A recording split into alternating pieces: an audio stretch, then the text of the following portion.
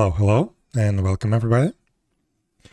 Hope you're having a good day, and today we'll continue working on the bosses and their summons. So yeah, last time we did a big refactoring of the spawn groups.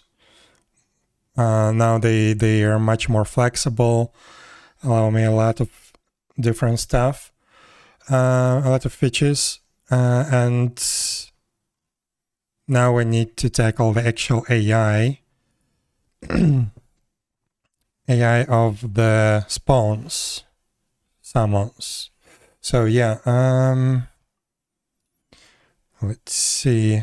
So I already removed the third type. I already renamed it to follow master. This is gonna be our another movement type for the idle movement. So yeah, let's try to actually make it work. One sec.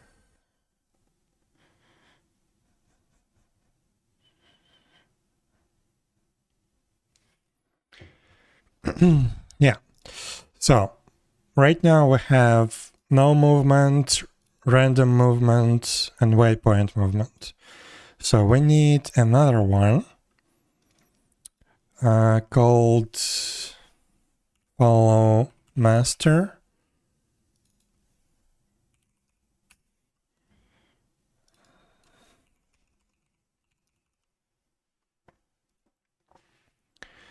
Now, do we switch the combat state? Oh, wait. Another problem is we have different states. So we have the idle state, like the main idle state, when monsters just move around, do whatever they want. And we have a combat state. So all the idle states, I believe, have this switch to disable combat stance. Oh, that's the stance. That's not the combat state. The combat state actually should be checked before this behavior. Yes, okay, good. So set target. So yeah, we can probably copy this one first. Yeah, let's copy this portion because we need basically the same thing, except the target position should be picked from around the master. Hello, Aninia. How are you doing today? Hi, hi.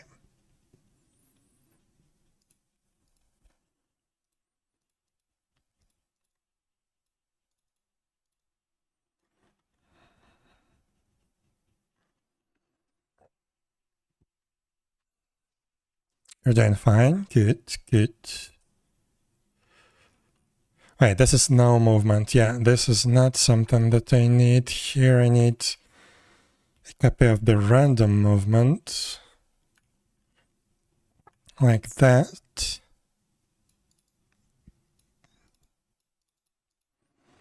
So yeah, here we do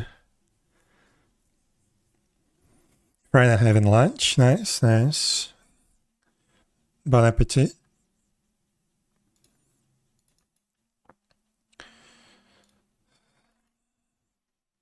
See, here we have set random target position from spawn region. Probably need a different action called like send random position from master or something like that.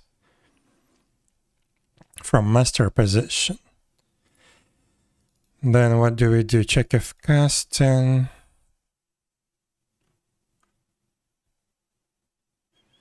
So if it's not casting, we move to random position, the target position.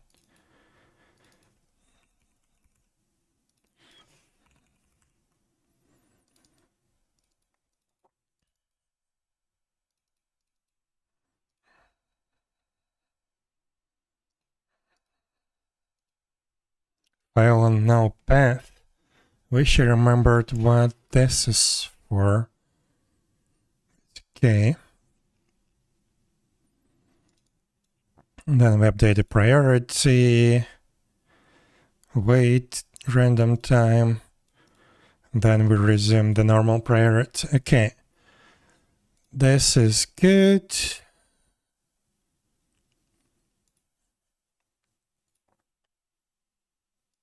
So yeah, we only need to change this action, I believe. Hello, Felipe. Hi.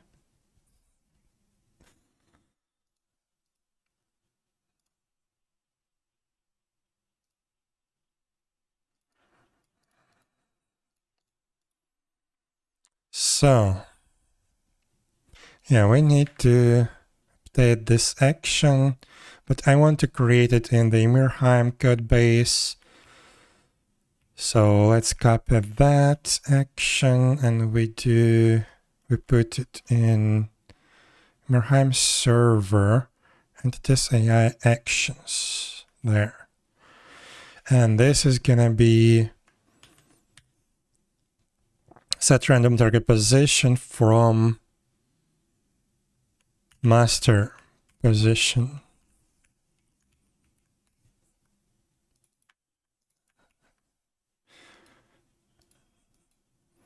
There we go. Now we update this. Right, entities AI actions. Yes. We need our context. Right, we just use normal context. Yes. Okay. So here, instead of taking the spawn information and the region from the spawn information, what we need to do is we need to get the master entity. And how do we do that? I have no idea, to be honest.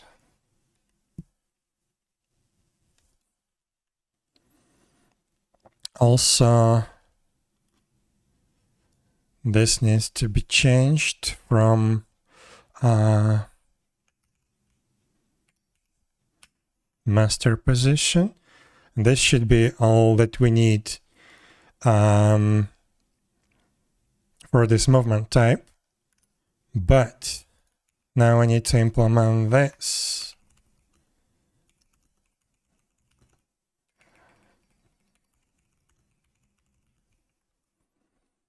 Also, we need to define the range, but that's okay. We can do that. First, we need to actually get the position of the master.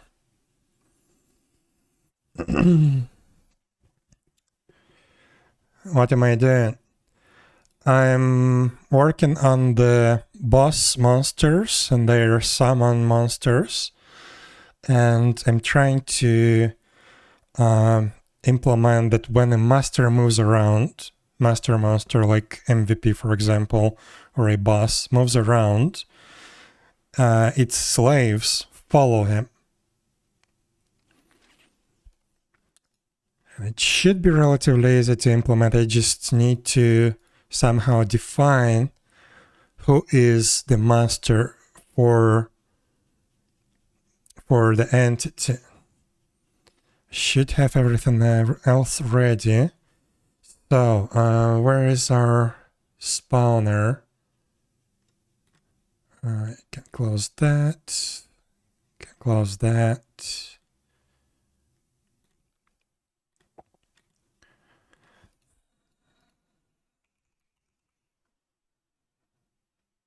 Entity spawner. No, not entity spawner. I need NPC spawner. Because this one actually creates the summons. So what do we do here? We get spawn info. We get the list of summons, the groups of summons. We get the spawn manager, right? We create a spawner on the zone instance for the spawn group. Spawn manager, register spawner. What does that do?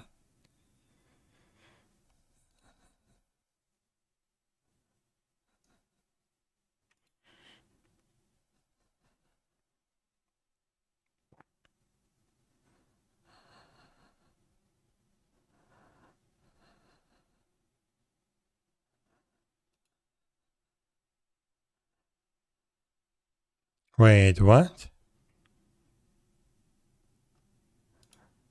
Wait, what?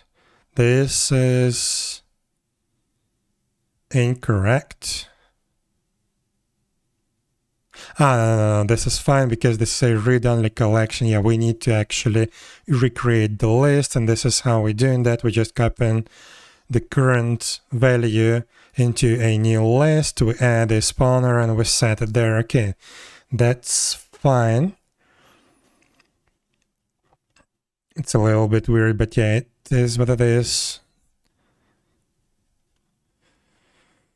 But yeah, I don't think we ever... What is this one? Oh, that's just a list. Yeah. Yeah, we never set the master or something like that for the slave entities, which is not good. Do you have a build simulator to help me test the attribute points? I have something which is not really ready for public use. I have a Google Doc with a bunch of formulas put together, but it's very laggy and it's somewhat out of date. So yeah, I don't really have a simulator. I was hoping that maybe somebody could create like a simple JavaScript web application, but yeah, that's maybe I will tackle that later.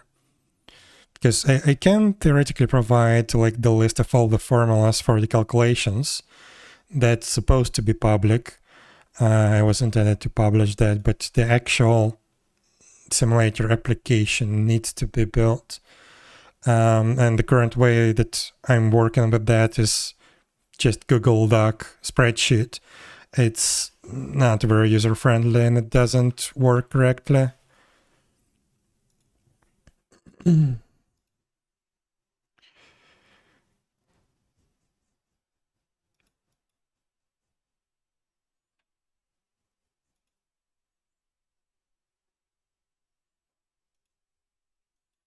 So here we create a spawner, right?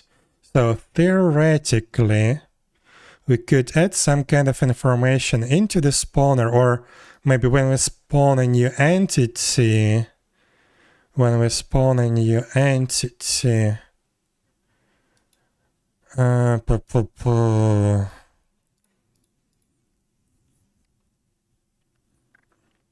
maybe we can store master information inside the spawner, or wait, we have the spawn info, right? So the spawn info for the summons is stored within here, right?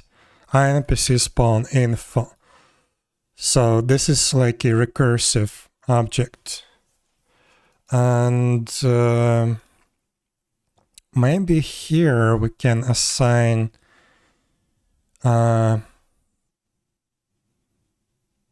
either full entity reference to an entity or a session ID. Probably session ID would be safer.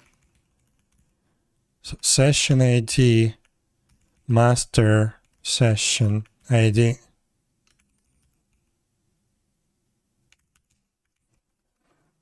Right.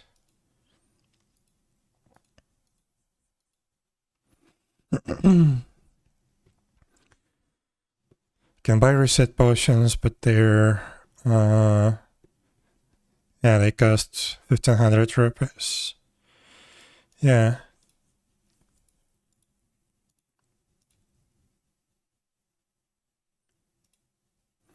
It shouldn't be like a big price for level 25 or something like that.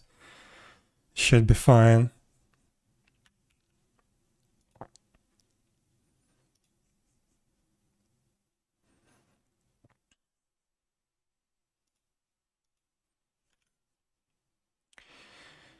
So here,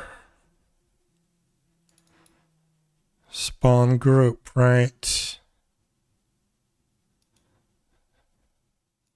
All right, that's spawn group. So when I'm doing that, an entity spawned. No, I can't do it like this because this is definition. No. We need to revert this back to what it was. Because those are definitions and this spawn info is only, like, could be used for multiple entities. So here we actually spawn the entity, we get its spawn info. From the spawn info we get summon spawn info, and that information can be shared between multiple entities. So I need to find another way to define a master.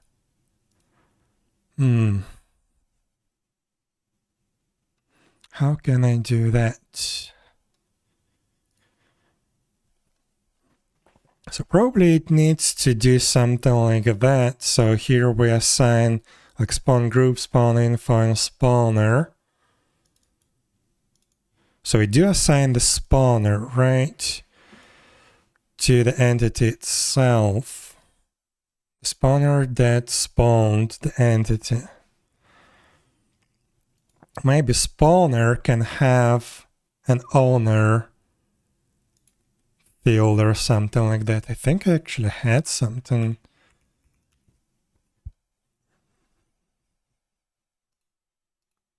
No. Spawner is an owner of the entities, right?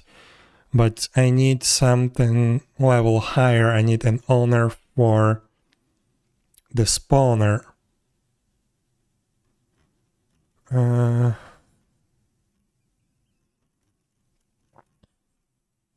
Also, I didn't need this anymore. We're not going to control the spawn entities from the spawner. We just need to spawn them.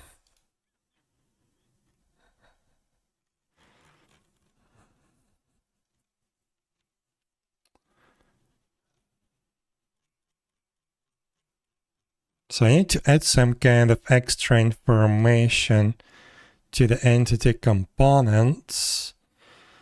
And I'm not sure how to do that nicely.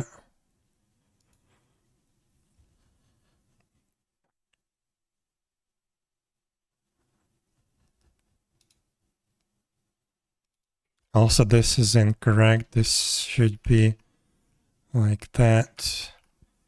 I spawn group. And just in case, I'm gonna do the same here. In case the type changes in the future.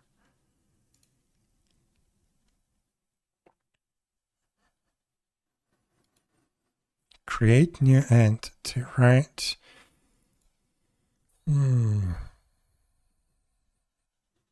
So this gets back here.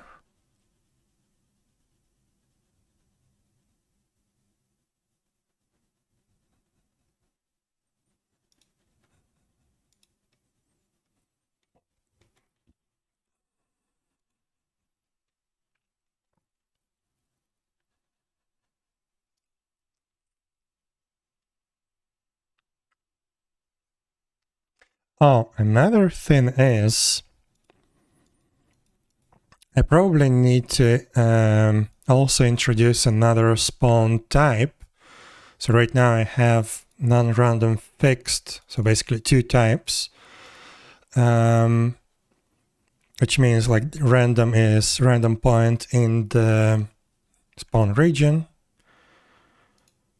Right. Position, spawn rotation. It's random, then what do we do? To the zone geodata. Right. Here I think I need to introduce another one called something like near master or something. Around master. Because there could be a situation when we have a very large spawn region for the master entity. And it could have summons. And when we pick a random position in that big region, the position of the summons could be pretty far away. And theoretically, they couldn't even see their master. So theoretically, they could get lost. So we need to also introduce another type here called, I don't know,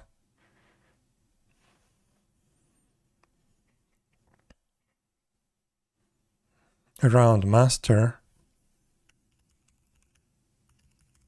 maybe.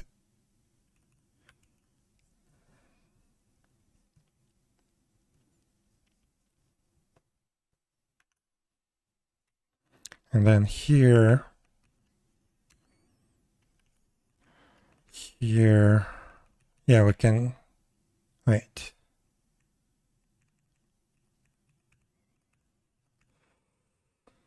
Yeah, this is just the position normalization. Here I actually need to change the position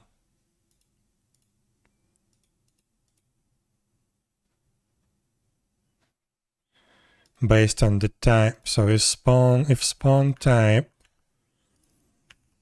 is around master, then we do something, otherwise we do that. So if this is around master, I need the master information in the spawner. Huh.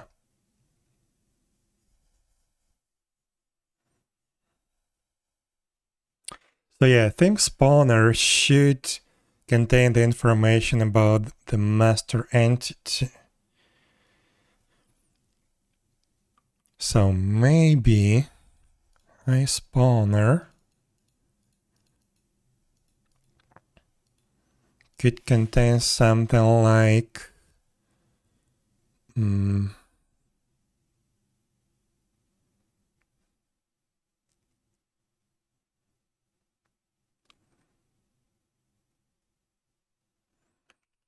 entity, master, entity.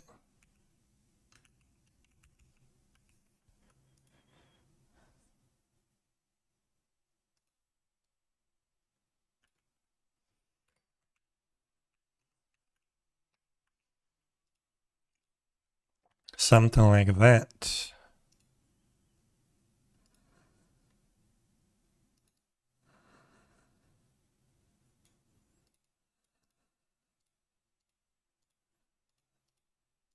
So if we put a master entity inside the spawner, I also need to implement that master entity.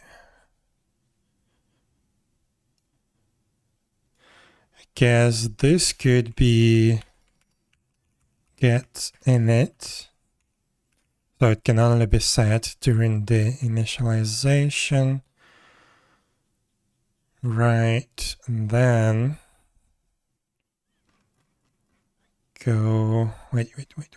So can we actually use it? Let me make sure. So we create a spawner. Oh, it's in the factory. So init is not going to be an option there because we use factory to create spawners.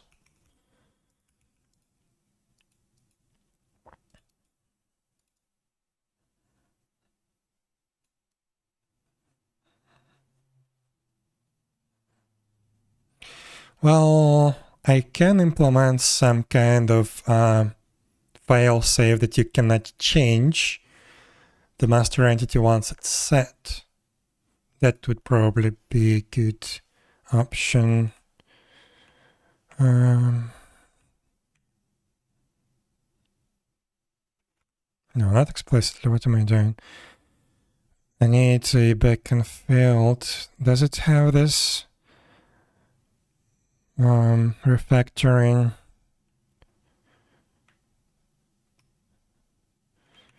Yes. And I didn't create the backend field. Wait, what? Oh, without bit convert to convertible property. I guess this one, yeah. And where is? Yeah, okay, here. Okay, this is fine. We just need to adjust the formatting because it's stupid and couldn't read my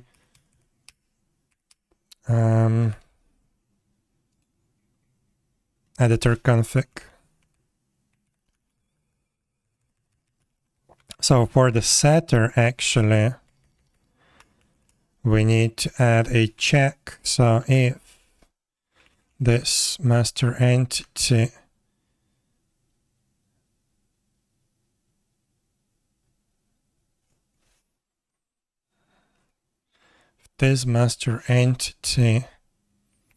is not null,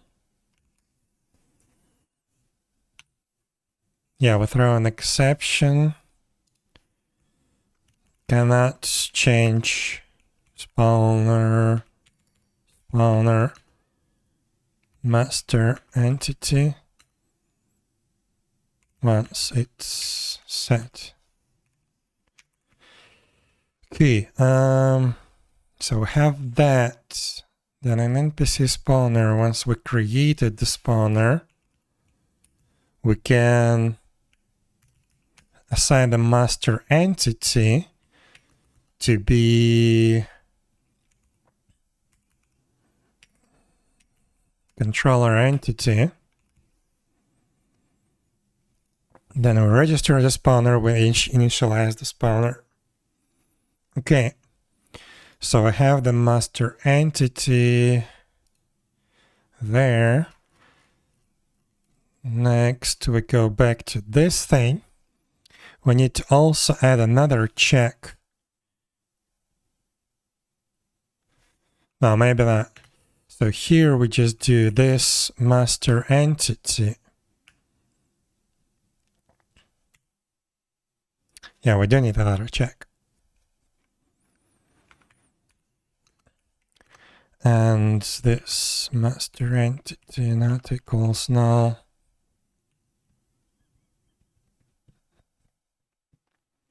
So this master entity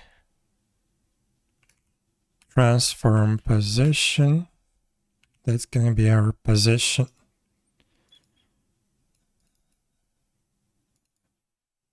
But we also need a random point around that in a specific range. Oh my god. This is something that I wanted to avoid.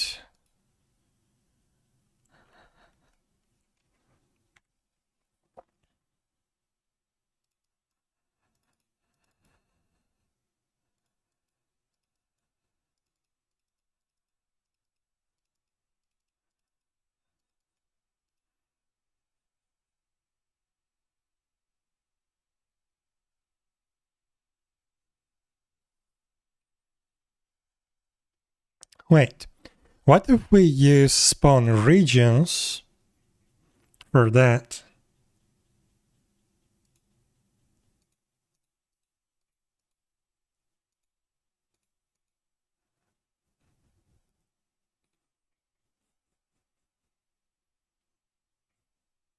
Wait, how do we get a random position, try to position a spawn region? Oh no.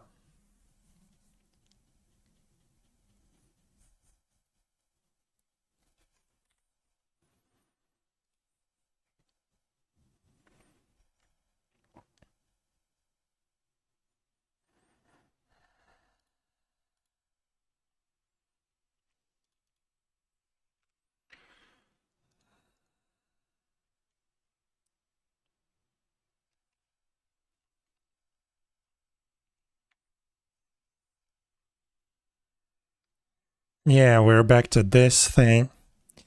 So basically, the spawn region again limits me. I need to have like a circle instead.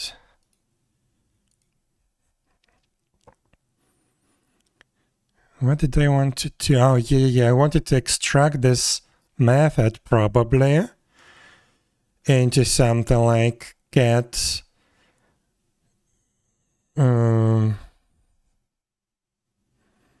random point within circle. Like here, find random point within circle. Then we use it there and we extract into a separate method that we can use outside. But okay, what if we try to use the spawn regions? So, wait. What if the spawn region of the summoning entity would be like the region around master entity, and it would dynamically change? Can I do that? Is that possible? Spawn region.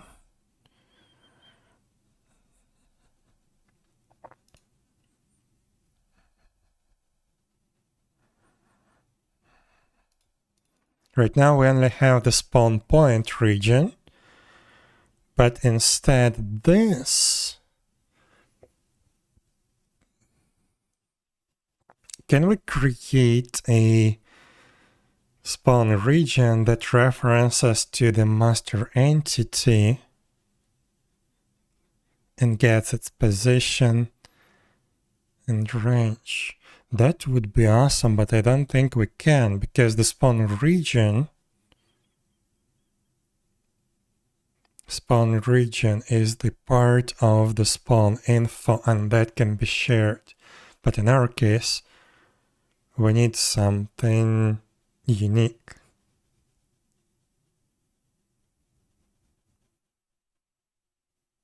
Or what we could do is, in the spawn info, this region is going to be initial region.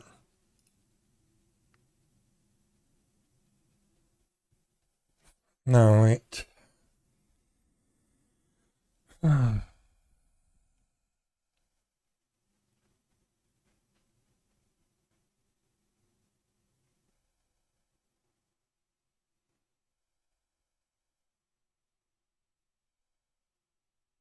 So,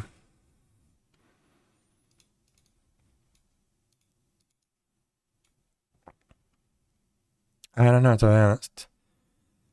This is becoming so messy. Yeah, I needed the regions even for the random movement in case if we implement like nav mesh polygons as regions. This is what I wanted to do in the future. Because right now, yeah, we only have the spawn point. So we have a center point, and we have a radius around that point, and that's the spawn region basically. It gets tied to a specific geodata limitations. So for example, if the circle gets out of bound a nav mesh, it gets clamped to the nav mesh automatically. But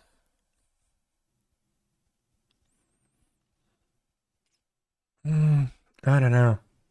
So even the movement right now is tied to the region, and the spawn is tied to the region.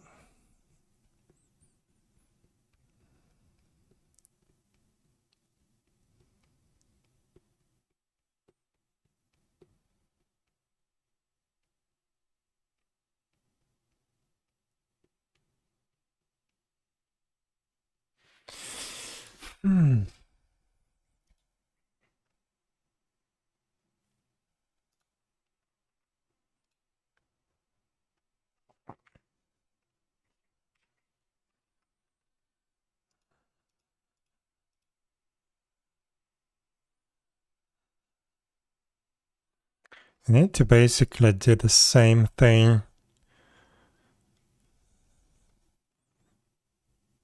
but not tied to a specific point, but to an entity.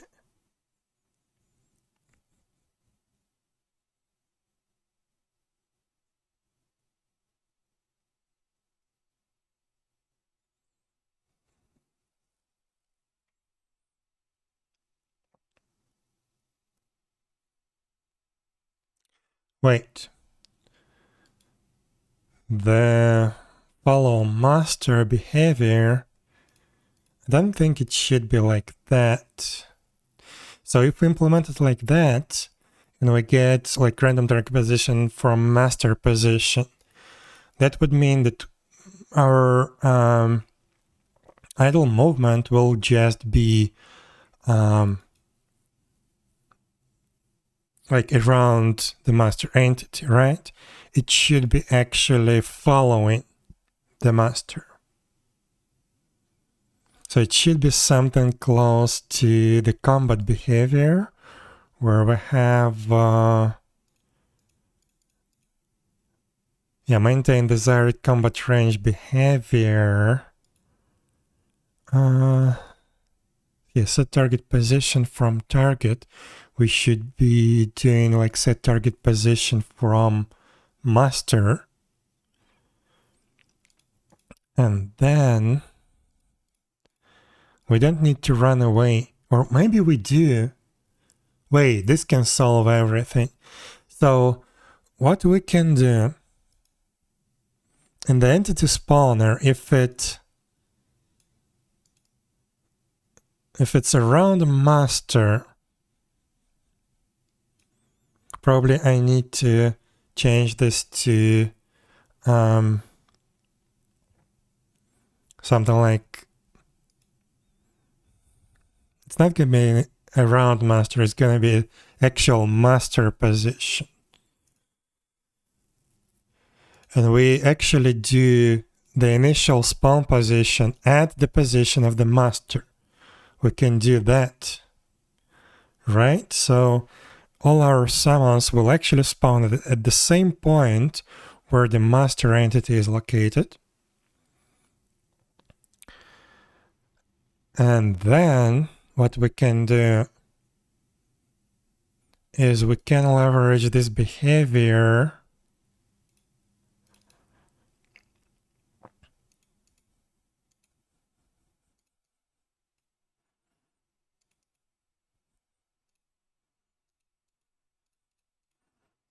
but instead of desired combat range, we will use some specific arbitrary values. And when the entity gets spawned, this is going to get triggered, and the entity will try to run away from the master until it meets the range requirements, and then it will stay in place. And when the master moves too far away, this gets triggered and it will try to close the distance.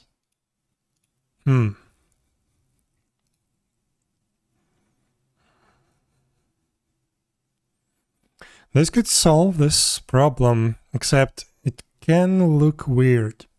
So when the boss would spawn, basically all the its summons will spawn directly inside of the boss and will run away. So it could look weird. And again, when the boss respawns its summons, again, they will basically like move outside of the monster, outside of the boss, out from the boss. So it could look weird. Not sure if I like it. But yeah, technically it can be solved right away, right now, without any more complications. Or we just try to implement it the right way. And the right way would be that, yeah, we spawn it around the master in a random position around the master, and in a specific range. I don't have this range defined anywhere yet. I guess it could be the spawn range. And again, we're back to the spawn region. So the spawn point region should be changed.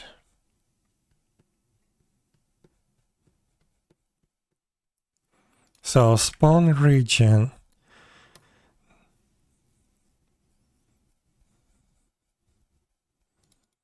get spawn position, get spawn rotation.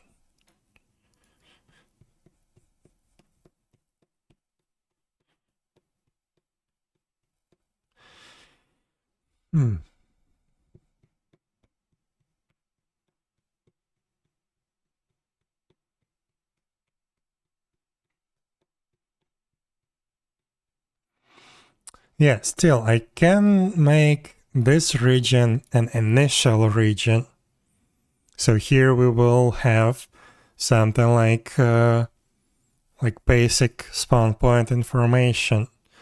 Then in the entity, when we actually do spawn an entity, instead of using spawn info region, we create a spawn region from the initial region, or we clone it or whatever. And for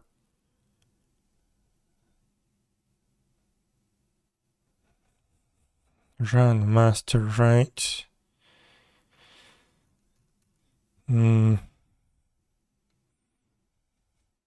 yeah, basically I can still, like we had before, I can add the spawn region as it's separated as its own object to the entity components. And here, theoretically, I can tie it to the master entity.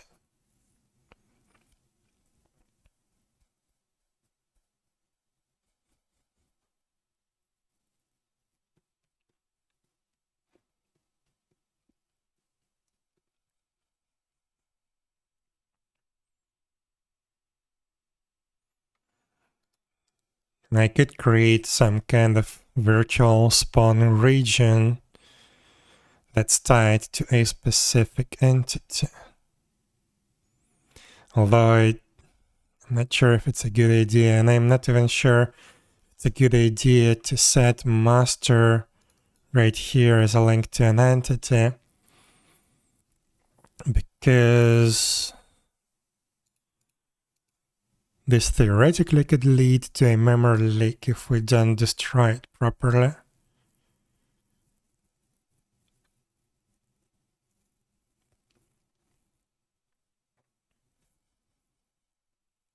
No, I don't think it will. No, it should be totally fine. We can have the master entity.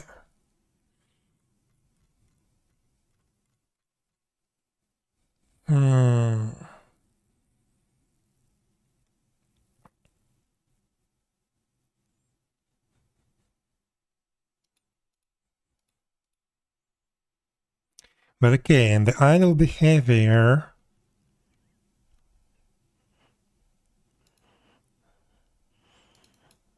this can stay as it is. So this right now references the spawn region and it picks a random position in the spawn region.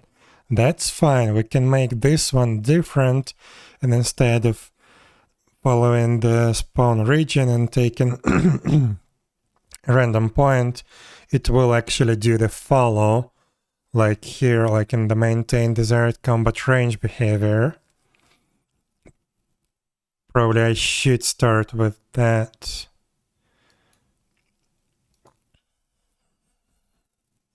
Instead of this get point, target point from master position. Because yeah, here we do spawn region again. So for after the summon is summoned, it shouldn't care about its spawn region. it can maintain the thing. We just need to spawn it at a specific place around the master, right? Yes.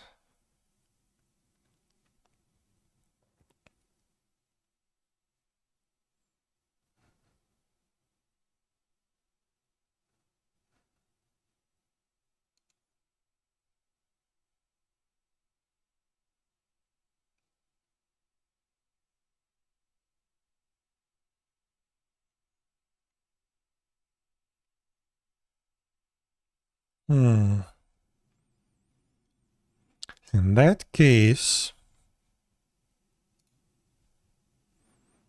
we only need it in this place, so we don't actually need the spawn region, but we do need to... No, we don't need to align it to a specific position in the spawn region. We just need to pick like a random target. Like, for example, in here when we run away, do we clamp it somehow? Well, we do use the spawn region. Oh, wait. We do use the spawn region for runaway logic.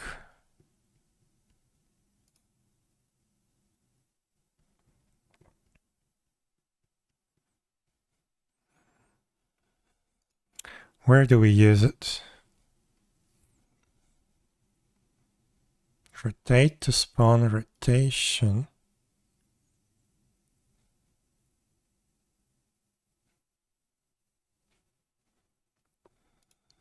Set target position. From spawn region, check and chase range. Oh crap. Yeah, this is being used in a lot of places.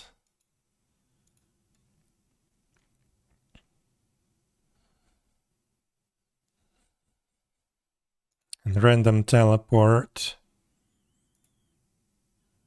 This one even works on the level higher on the spawn groups, not just on the region. Oh. Yeah, I made it too complicated for myself. For no reason.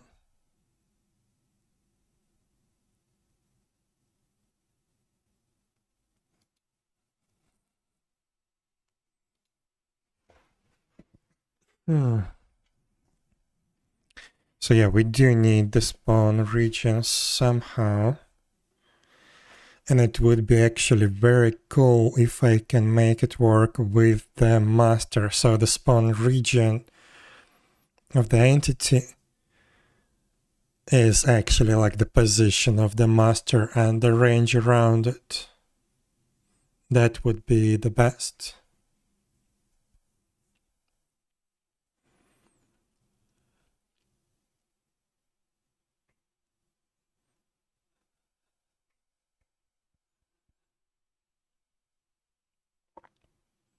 Because yeah, we do have a lot of logic that relies on the spawn region center point, for example, or distance to the spawn region for chasing, for running away, because we need to still keep closer within the spawn region.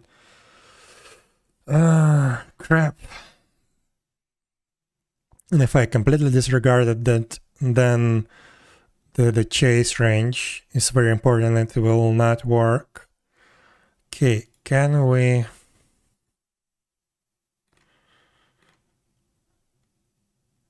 Can we make it work with the...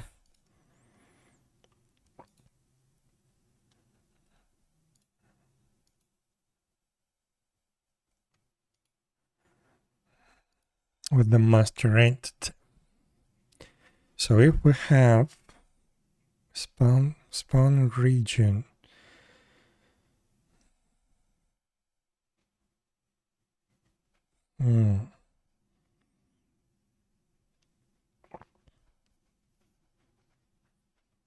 Technically, yeah, I can just replace the spawn region. I can, in the spawn info, this can be initial spawn region, which is only going to be used in the spawner. And it will just be cloned for normal entities, and for spawning around master, that will be the master entity spawn region instead.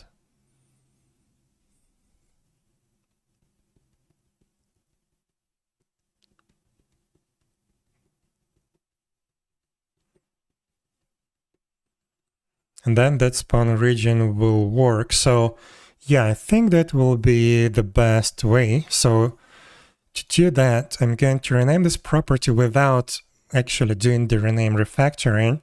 So this is going to be initial spawn region. We're gonna change it in here. No, this is spawn point region. I need an actual spawn info. Hello, doll.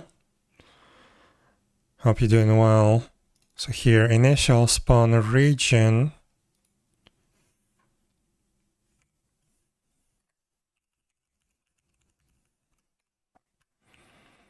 Right. And that's it. Now, yeah, we wouldn't have this anymore. We would have to come back to what we had, what we changed in the previous stream. So we would have to actually assign it.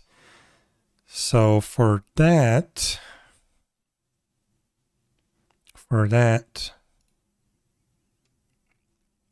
I need to actually create, so we have a spawn info, right? We need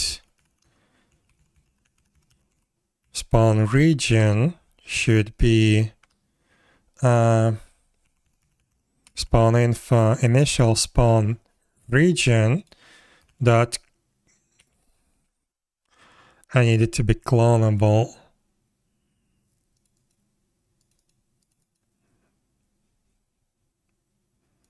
I guess.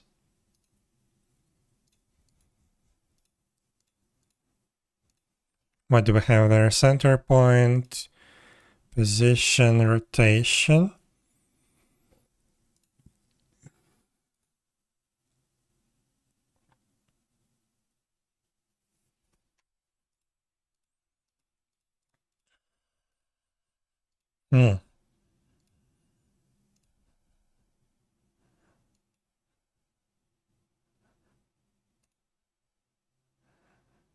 Yeah, let's also do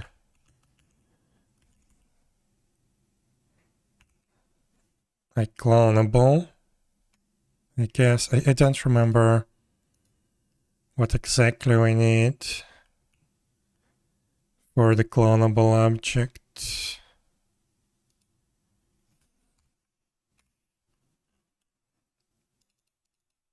Clone.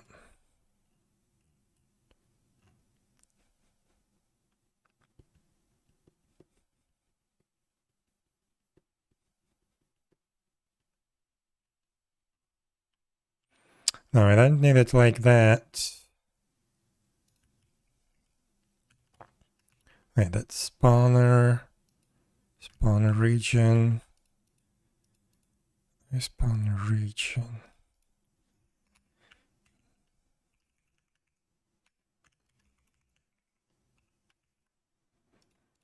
Just like that. Do I actually need it?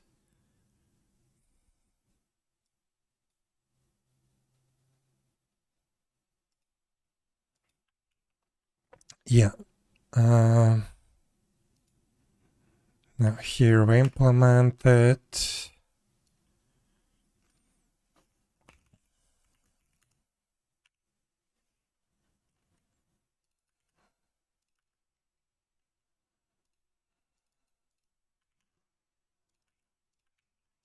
So this is gonna be that.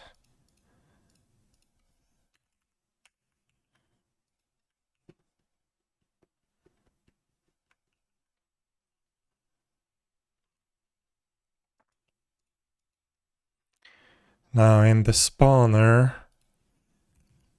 we clone that, clone spawn region, then if,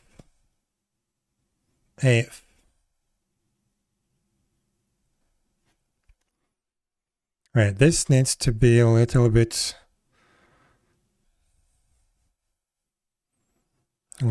more complex. Should it depend on the entity spawn type? Yeah, I think, yeah. So if we have this,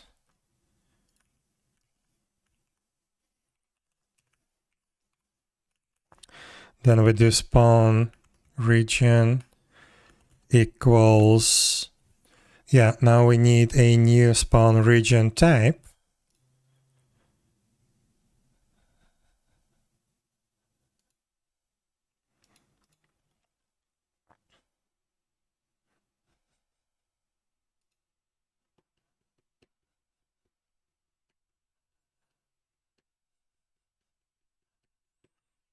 This one is around the spawn point, center point.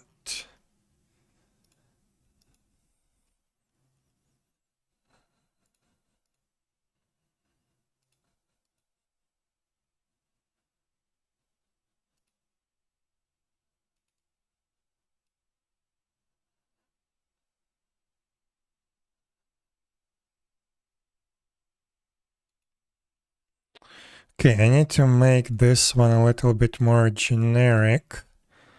So get spawn position, center point, position in the range.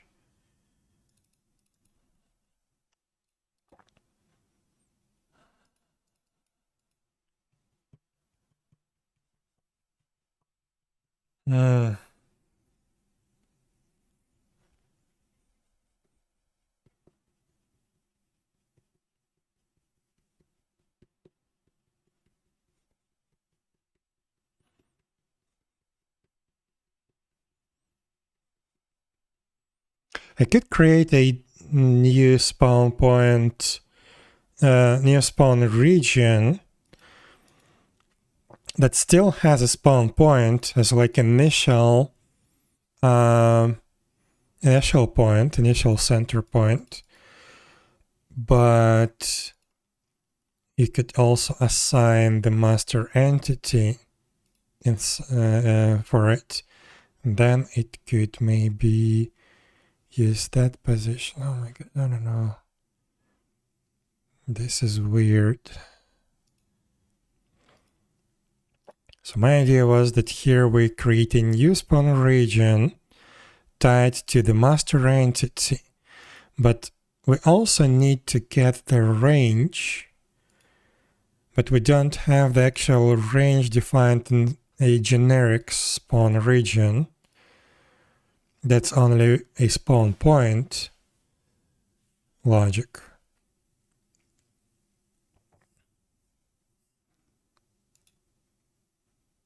So instead, wait, initial spawn region. So if we use a spawn region like that, we clone it, right? And then maybe what we could do is we could set the master entity here. If that's around the master, we make sure that it's a specific type and we set the master entity inside the region. Then we don't have to do this. We can just directly access the region.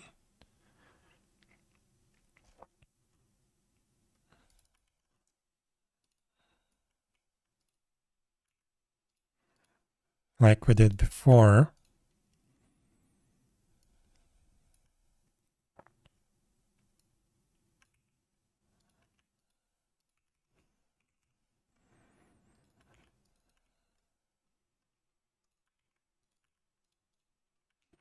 It could be something like that. Also, I want to move this one above to have some kind of hierarchy So first we set spawner, spawn group, spawn info, spawn region. And we use that spawn region everywhere else.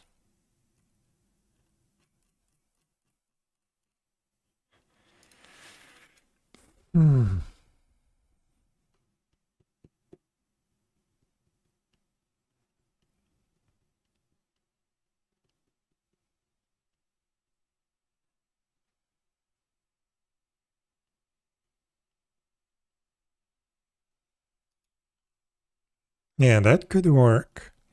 And then our spawn region will be basically a dynamic virtual region that moves together with the spawn with the master entity.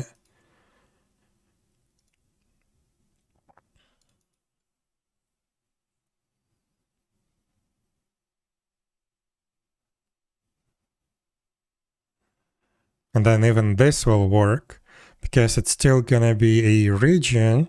It's just its center is gonna be moving. That would be awesome. How am I gonna implement it? Initial spawn region, spawn point. Guess I need to start trying to implement the region and see if it works. If it works out. So how am I even gonna call it? Like master position region?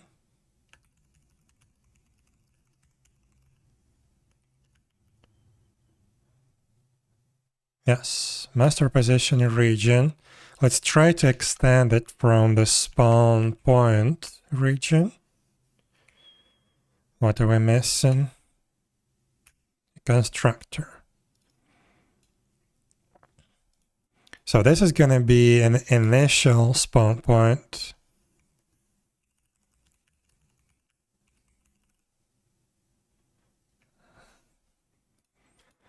Right, and no, we're not going to set the master here, but what we could do is we could do the same thing that we just did for the spawner. We could set this master entity and no, I think I still need master entity here, so I'm gonna just duplicate this and this.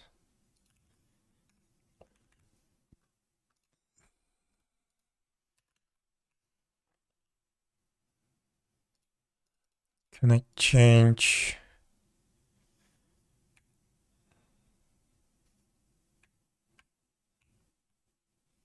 master entity once it's set?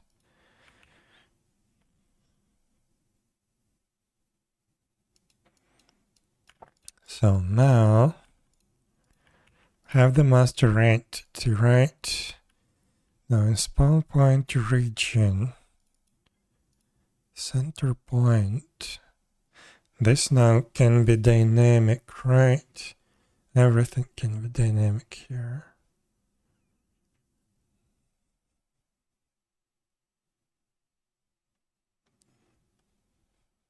So I'm going to move this to center point. So this is going to be virtual. And by default, it's going to be pointing to the spawn point position, right? Then get spawn position is going to be the center point. Oh, wait. Get position and range.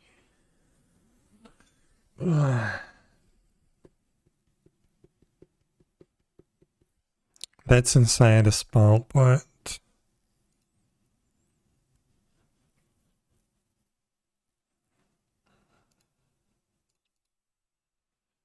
But we can update the spawn point, right?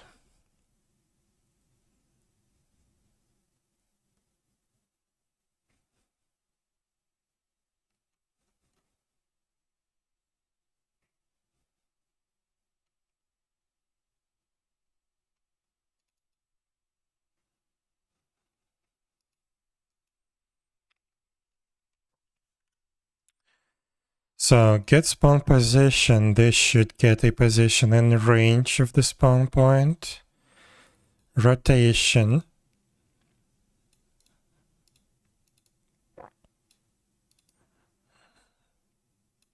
This can stay the same.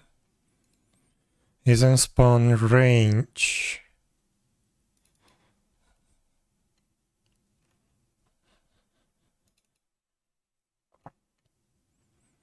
Oh, fine. I think I need to just completely recreate this thing.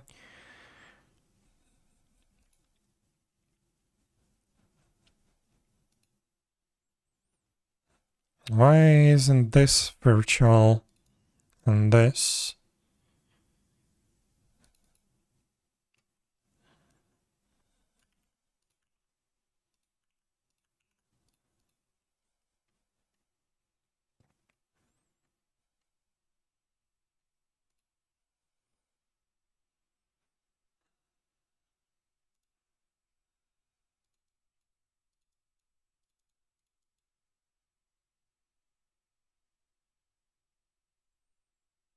So the way this should behave... wait.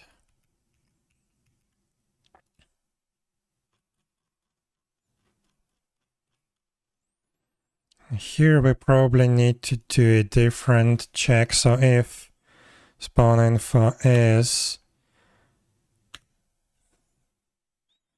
master position region and we have master entity set, then we set this master entity equals this master entity. So this should be enough for the spawn, wait, not spawn info, spawn region. Is that?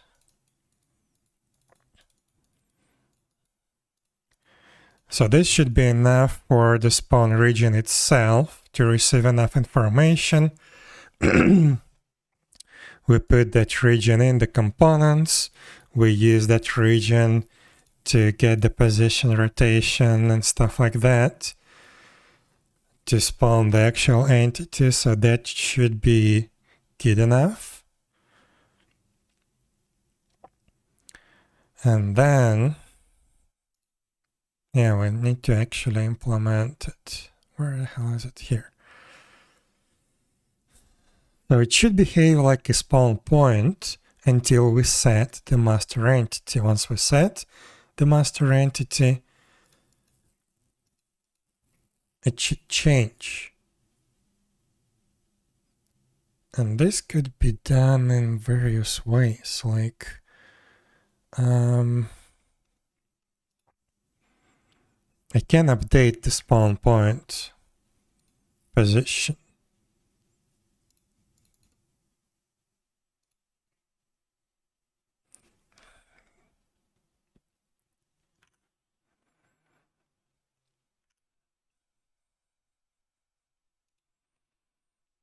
But that should be dynamically updated. Yeah, this is weird.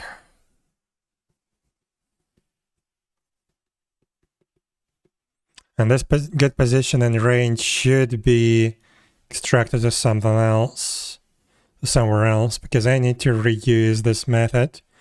So I probably need to implement this as a part of a vector3 extension.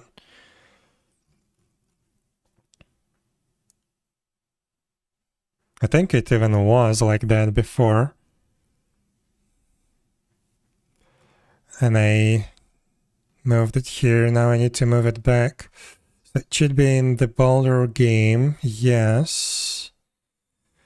Geometry, vector3.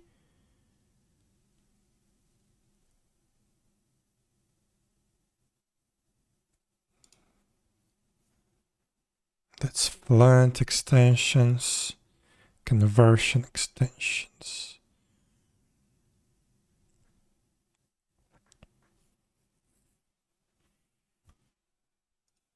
Why do I have it like that, like in two files? Conversion and Fluent. I should just group it in a single file. Because now I need a third file. For no reason. So yeah, let's move these two to here. We rename it to just vector3 extensions.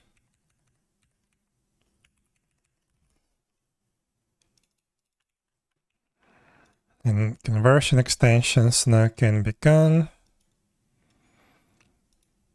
And the same for this.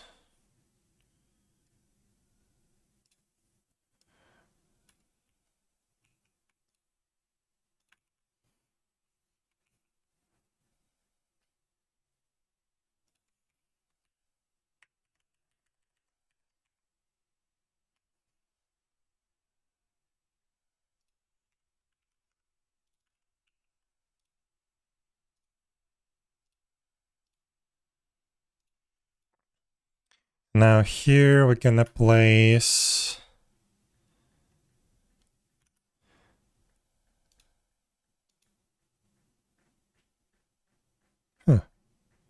weird. Okay, here we're gonna place spawn point.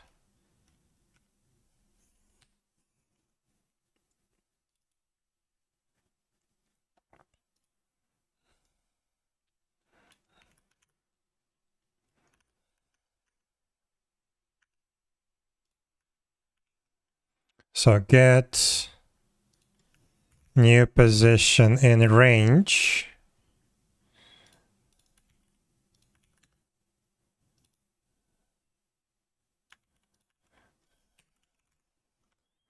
With this range, with this starting vector, get new position in the range.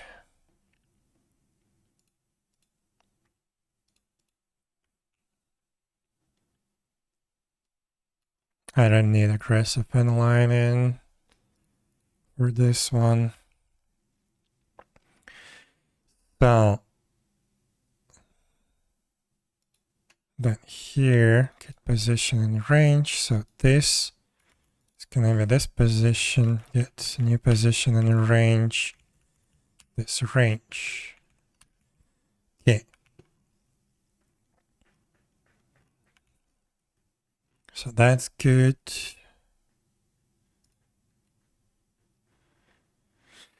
There's the spawn point. How am I gonna refactor this in a way?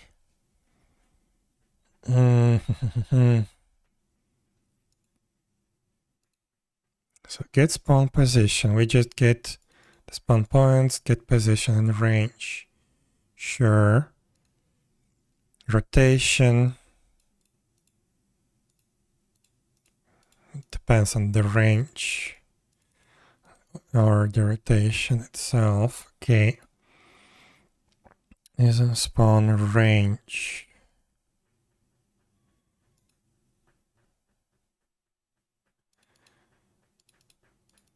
Again, we need the range for that.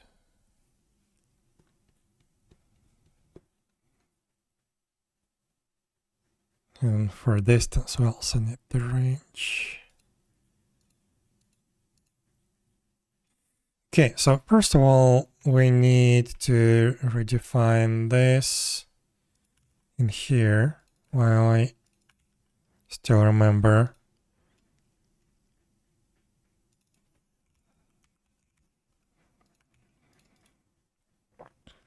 Right.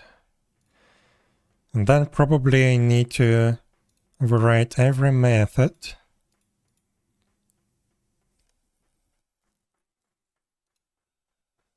Or maybe I can use the center point in here instead of spawn point for position. So this center point, and use the spawn point just for the range. Rotation.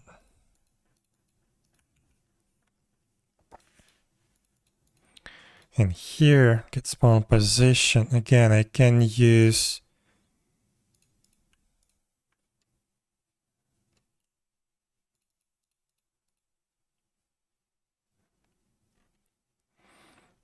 So if I do it like this, then I don't have to override these methods. So getDistance will use the center point for the position and spawn point range for the range. Then this is a spawn range center point again. Rotation doesn't matter. And this. Yeah, so if I implement it through a center point, get new position and range, this spawn point range.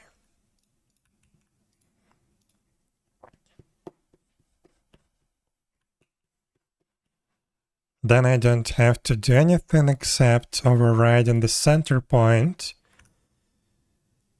in here.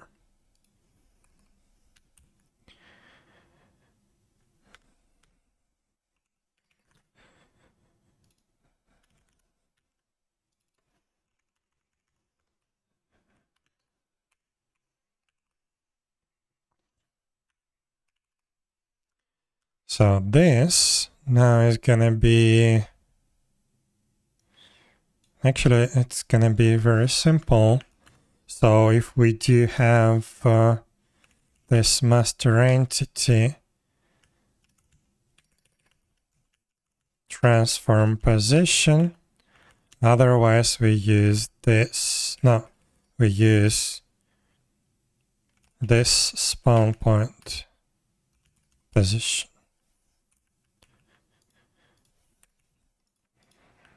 And that's it. So if the master entity is set, then we use that.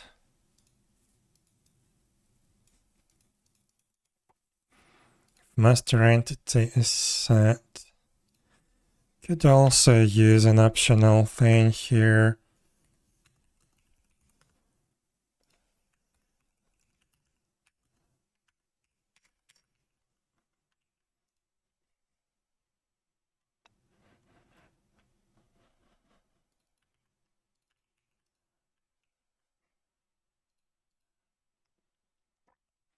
So, if master entity is set, then our center point becomes the master entity's position.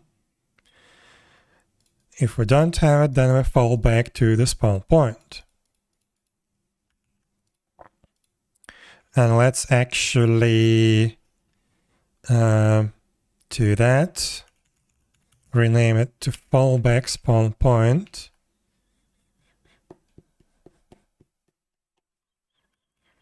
Okay. Clone.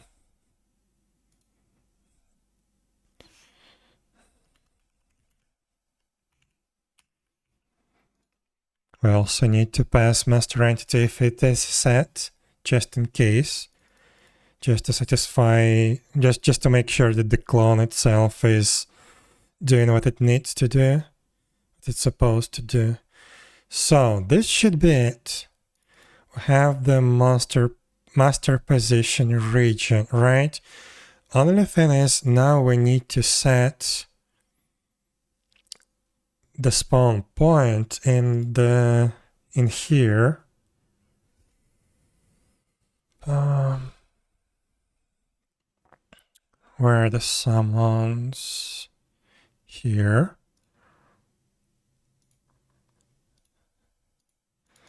So here, instead of spawn point region, this now is gonna become master position region.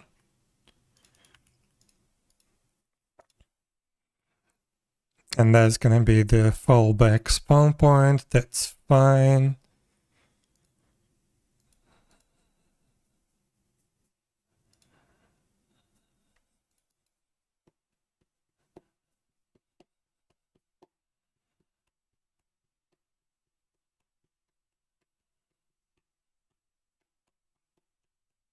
But wait. What did I just do? Yeah, it should be dependent on the spawn type. Should be dependent on the spawn type. So we're gonna extract this.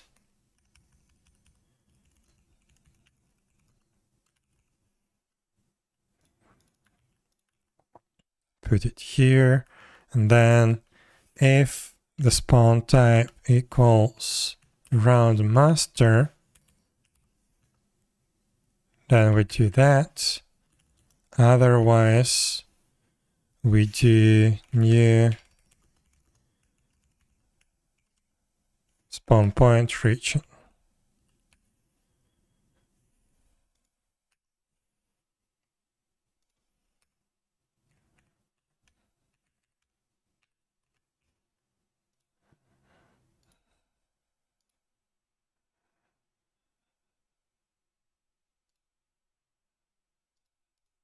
Right. Okay, then we also need this.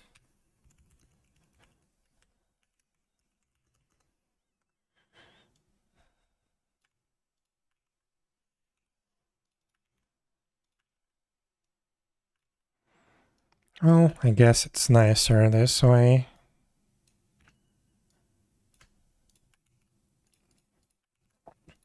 Okay, so if it's spawn type around master, then we do master position region. Otherwise, we do just spawn position, spawn point region. Right. And then entity spawner. We'll pick it up if it's master position region. Then and we have the master entity set.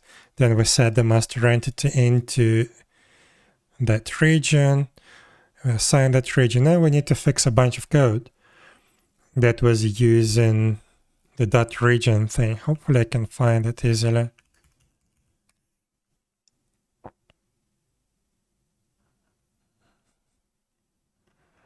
Yeah, it's not very easy, I guess, to do. Wait, let's start here. Fine. Here. That should be a spawn region.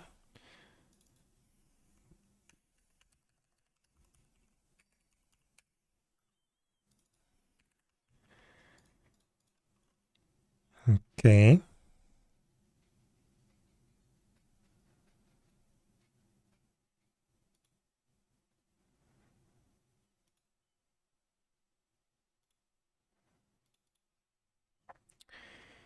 Here we need, yeah, just a spawn region.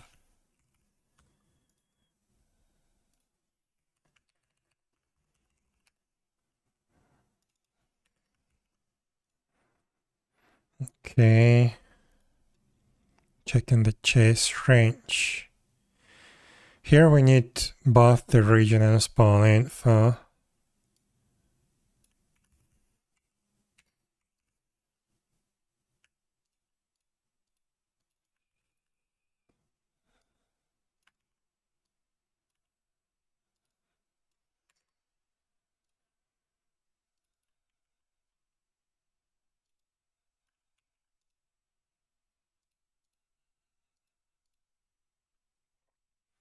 Okay.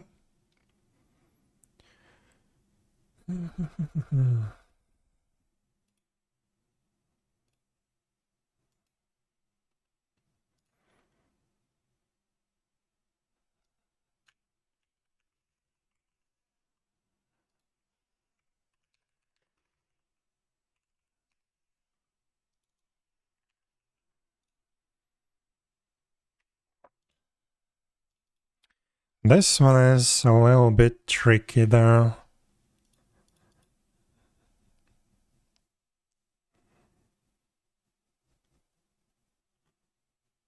Yeah, this one is weird.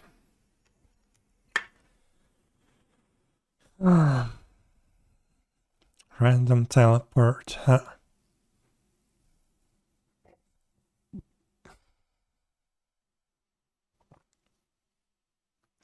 So technically, I actually implemented this before I had proper nav meshes, just to implement stuff that I could implement with nav meshes. So this theoretically can work with a single spawn region and get the current spawn region, and then rely on the nav meshes to actually get the correct position. This is what it should be, I guess. But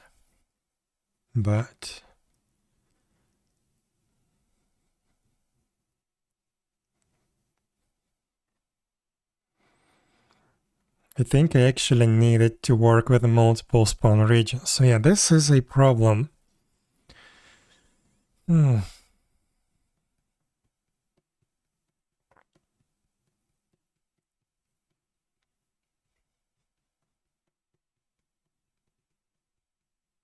This is a problem.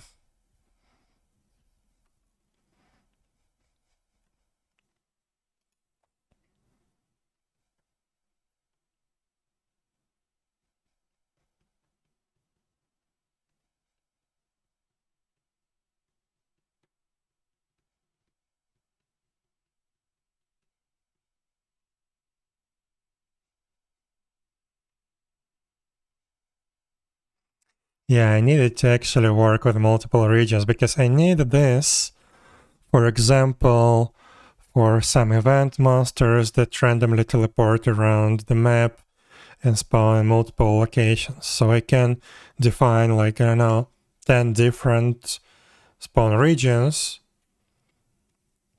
group them in a single group, and then with the usage of this skill, the entity could just teleport between multiple regions there. But there is a problem.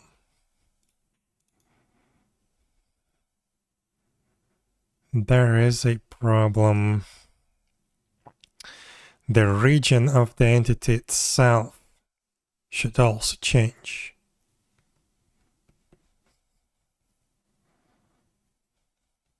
And it's not doing that right now. So even in the previous implementations, when I had multiple regions, right, it was not storing the region that it teleported to. So the actual region was the same. Okay, so that was bugged. Not sure why it didn't surface. But yeah, this is bugged, and it was bugged since the first implementation. I need to make it work in a different way.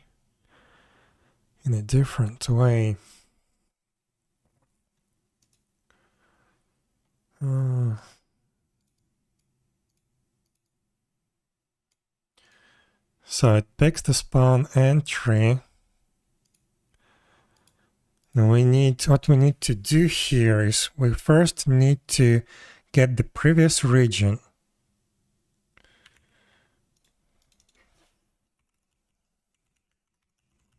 Previous region, iSpawn region. If it's not set, then yeah, that's an error state. We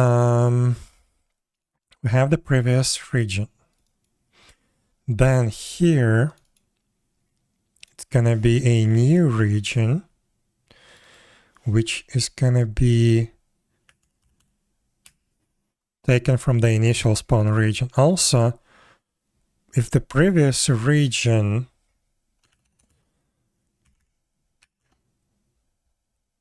is master position region, then we also output an error. It's not gonna work with master position region. Or can it?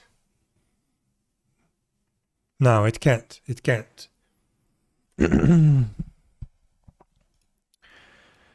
So then we get initial spawn region dot clone. We don't use the original one, we always use a clone. So we have a new region and we use it to spawn, but first we need to reassign the component. This one.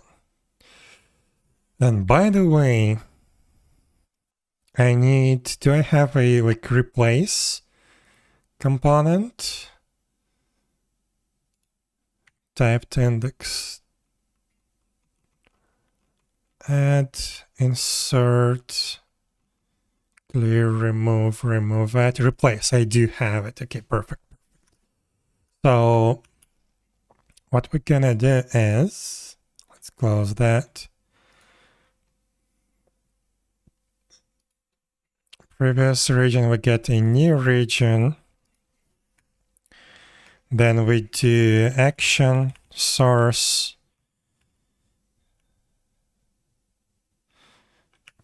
No, wait, first we need to actually teleport. And if that's good, if that's succeeded, then we replace the region. So action, source, components, replace I spawn region with the new region. Right? It works like that. Yes.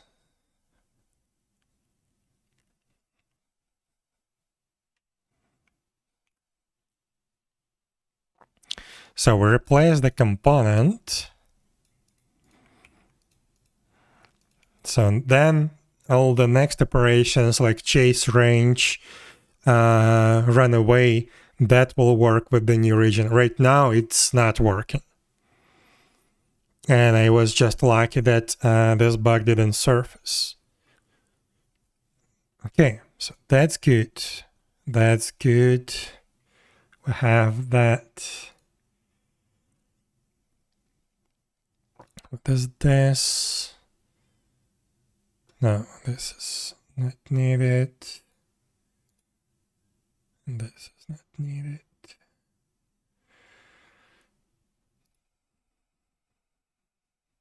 This is not needed. Here we need to also do this. All right, this is a new one. I'm gonna wait with that one first. We need to fix the existing ones. So now here, again, instead of spawn info, we use spawn region.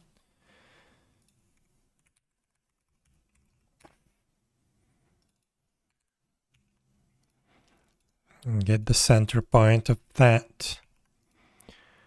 Okay, so that should be it. Now this one, I don't even think that we need this section. Set random target position from master position. This is now actually not needed at all, because now it's gonna work with the spawn info. So we had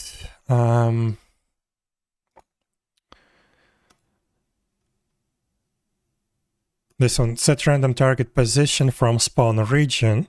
This now should work with the master spawn region flawlessly. Perfect. So now we don't need this at all. We can get rid of this file. Yes. Now we have the master position in the spawn region, which is awesome. Just awesome. So now, like theoretically, I could just use the random move. But it should be a little bit more complex than that. So I could just use this, or just group follow master with the random move here, and it would work. But it would work in a way that it's gonna be like the slave monsters will just randomly move around their boss, which could be nice, but I want the actual follow to be the case. So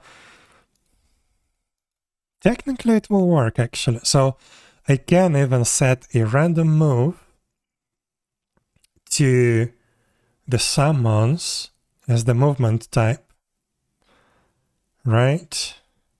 Can I even do that? Wait.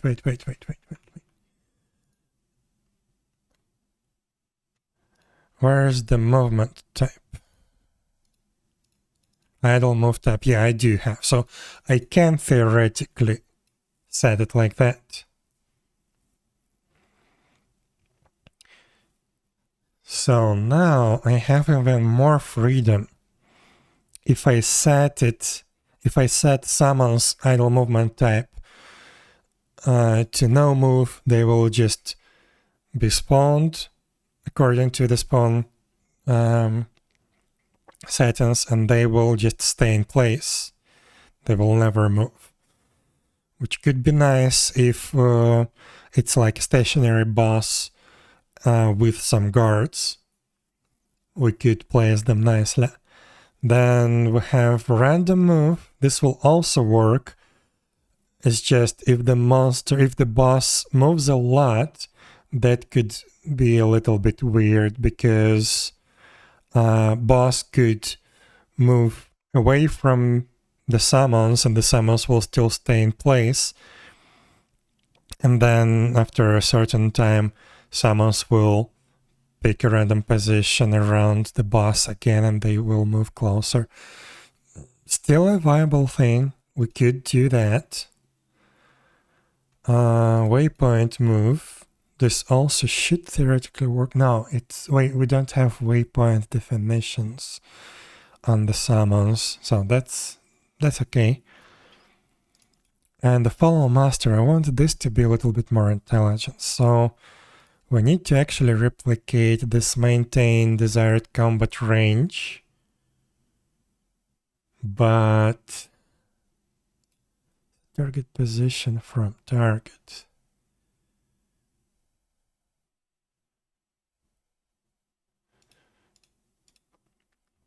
Check target position is in desired combat range. Run away target position from target.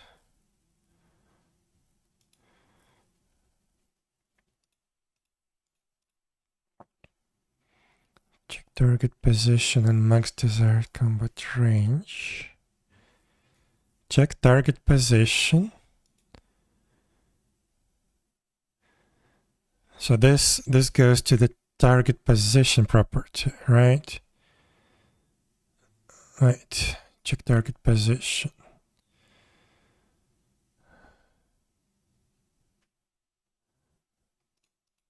Target position, yes. So it uses the target position property, not the target's position. Reset path. Unreachable. Move the target position.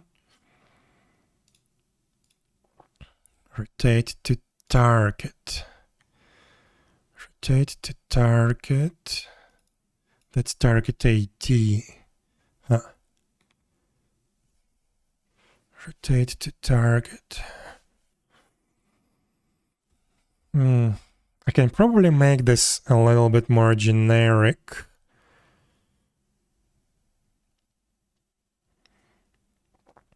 Because here, instead of set target position from target, I need to set target position from master entity or something like that.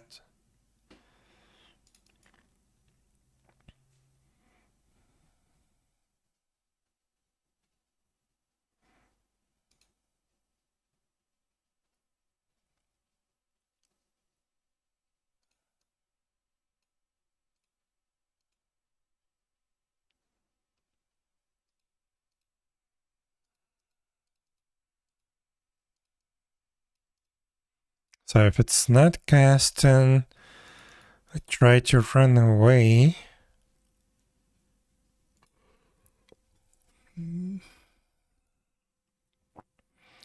Check target position and min desired combat range. Set run away target position from target. This use the actual target AD. Yeah. Huh.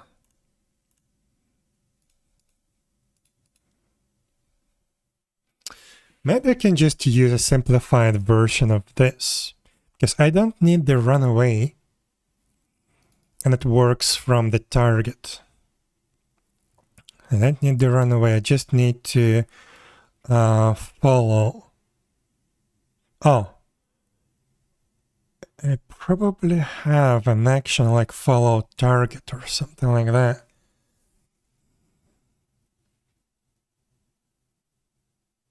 That's behaviors. Actions. No, that should be behavior.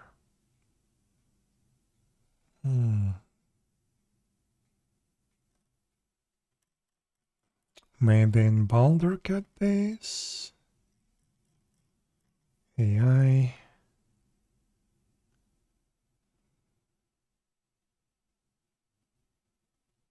I'm pretty sure I had like a follow action or behavior.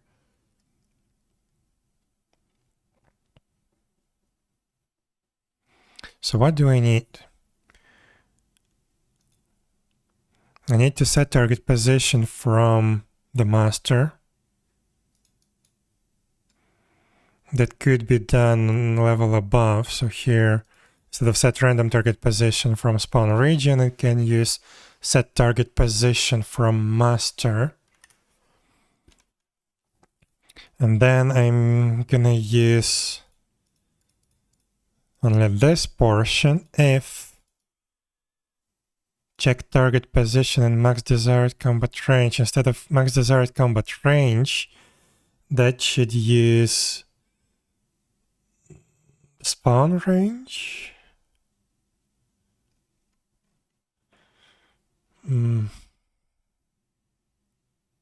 Return to spawn. Check target position and spawn range. Wait. This will work actually. Wait. But this one doesn't go out of idle, because it's a no move. But technically it is what I need. Well, almost.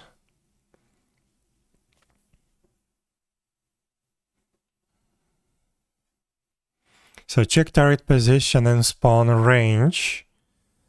This is what we're gonna do.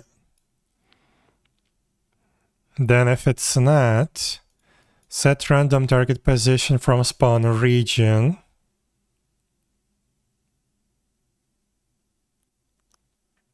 Yes, that's good.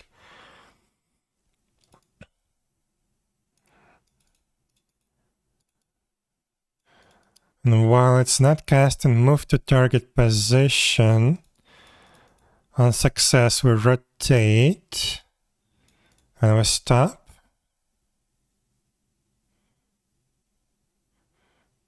It's actually gonna work. So I don't need the follow master now that we have the master spawn positions. It will just work with the existing things.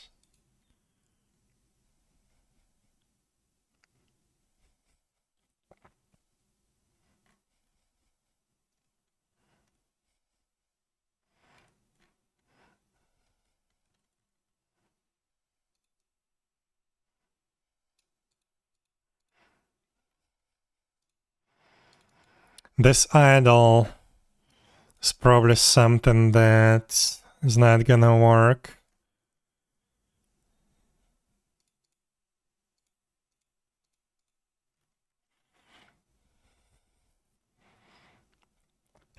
Yeah, this idle basically stops anything. And it's not re-evaluating.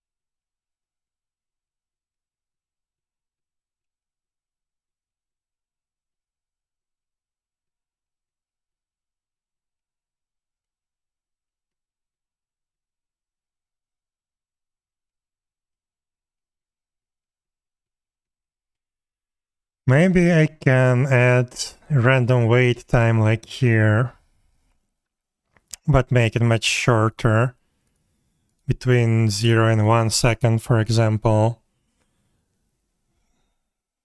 or 3 seconds.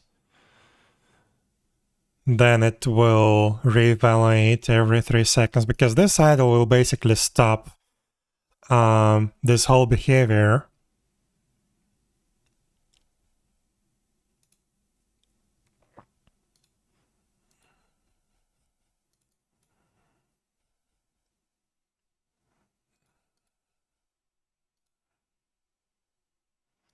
Yeah, this idle will stop everything. It's good for completely immovable objects, but here now we will have like immovable objects that also should follow their master.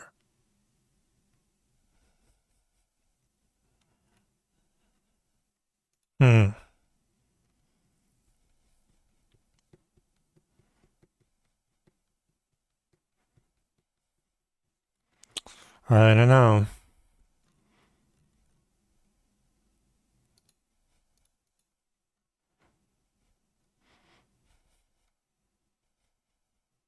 But yeah, this effectively is going to follow the master. It's just if we get rid of the idle, then this will constantly run. It will constantly check that we are in the target position.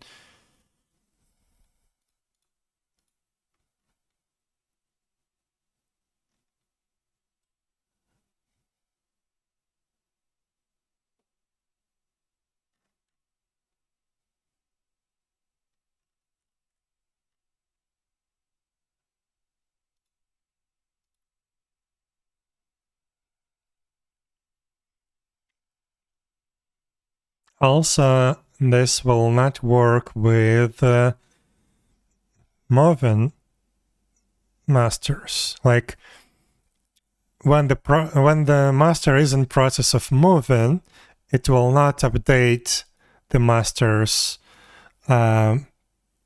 position that we're supposed to follow.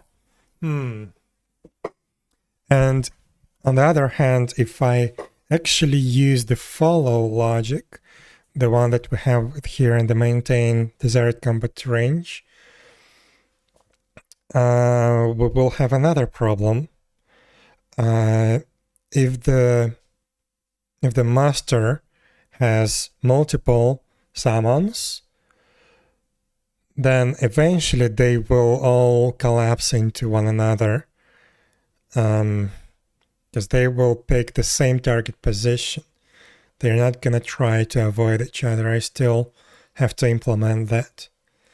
Maybe that would be the proper solution, but I feel like I need to implement something in the meantime.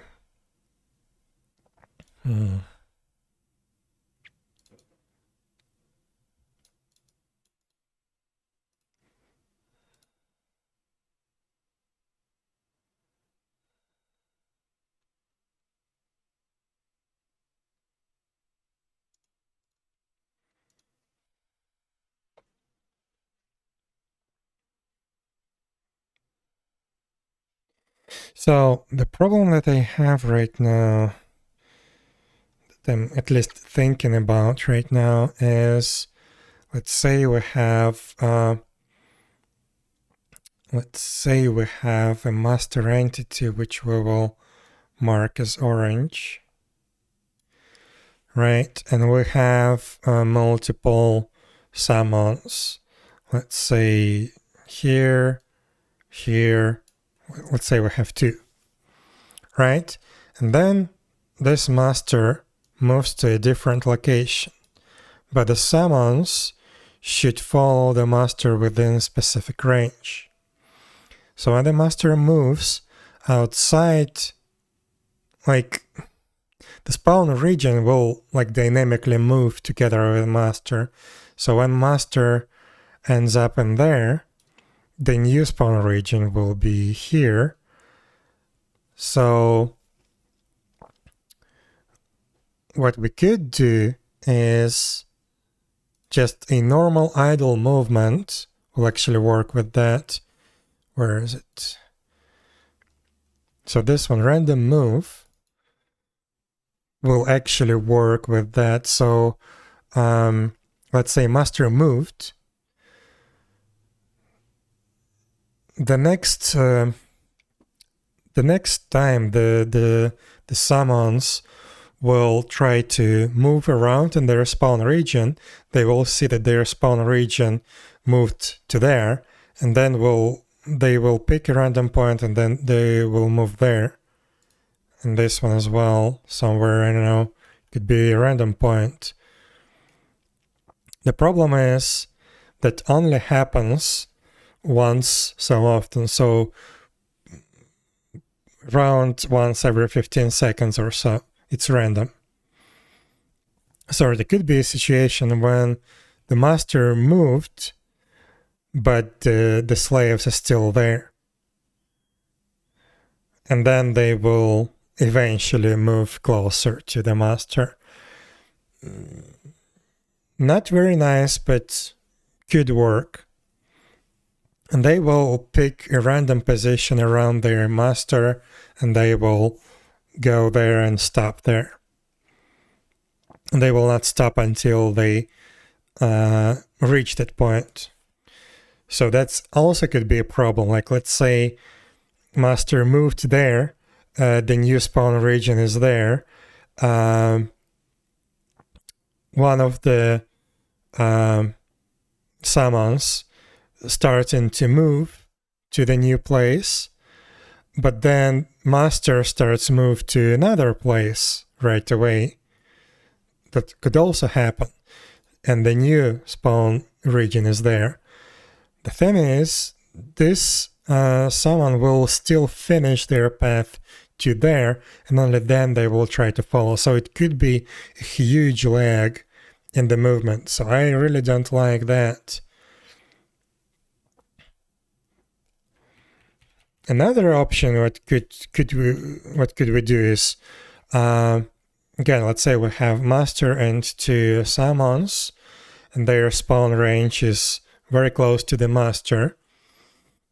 We could implement the follow logic, and then it will work this way. So let's say master moved to here, and so the spawn region moved together with master.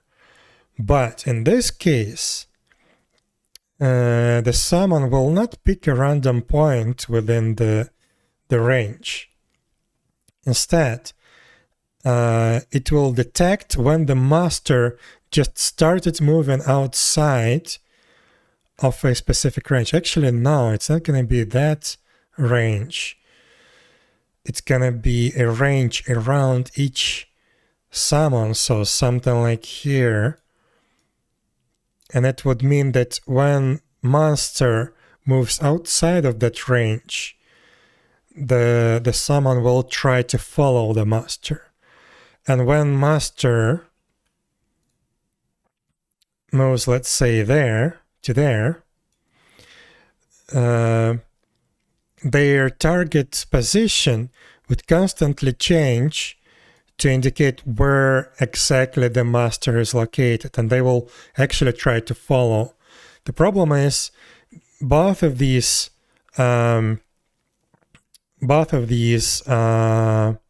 entities will have the same target position that they will try to follow. So they will try to like follow there, and this one as well. And eventually they will end up in the same spot behind the master. But that's not good because they will basically merge together. I don't have any collision avoidance logic right now on the monsters, because I believe that's gonna be pretty expensive in terms of calculation. I'm trying to avoid that as much as possible, but I believe I would still need it. So yeah, I'm not even sure how to do this.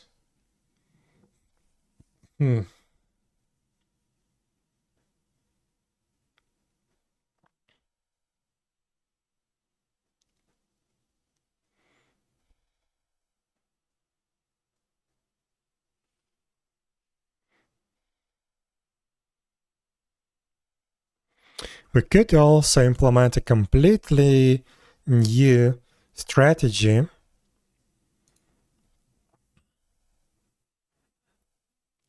That would work in a combined way. So let's say the master started moving to some kind of location. We don't know the end position. We just know where exactly master is located at every specific point in time. And let's say we have a spawn region like that. And the spawn region constantly moves together with the master. And the summons will constantly check if they're still in the spawn region. If they're not in the spawn region, so let's say the spawn region moved to here, so monster is right there, spawn region moved to there, they detected that they are outside of the spawn region, so they will pick a random spot in that new spawn region. So let's say there, for example, and they will start moving there. And this one, let's say it picked a very unfortunate spot right there. And it starts moving.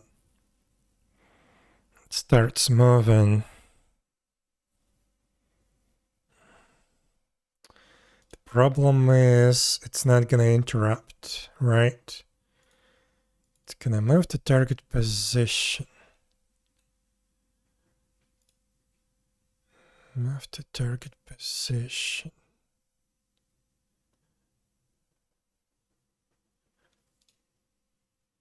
So set target position from target. Move to target position.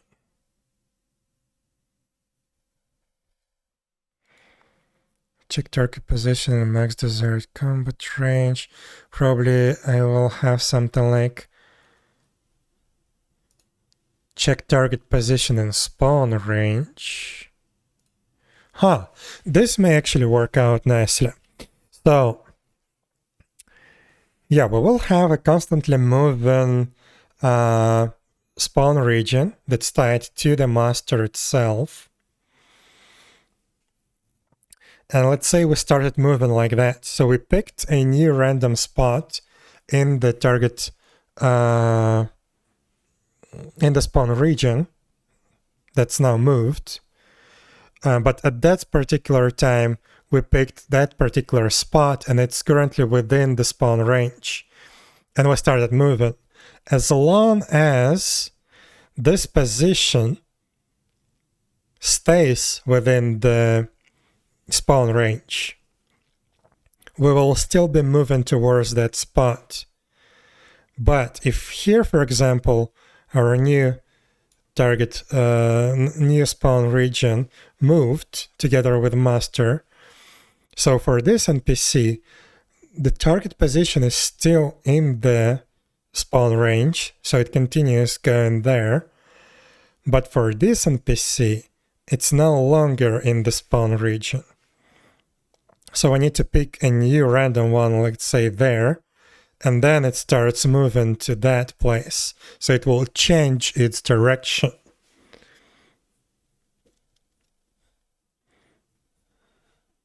But it will only do that when the current target position is no longer in the spawn region. Is that good enough?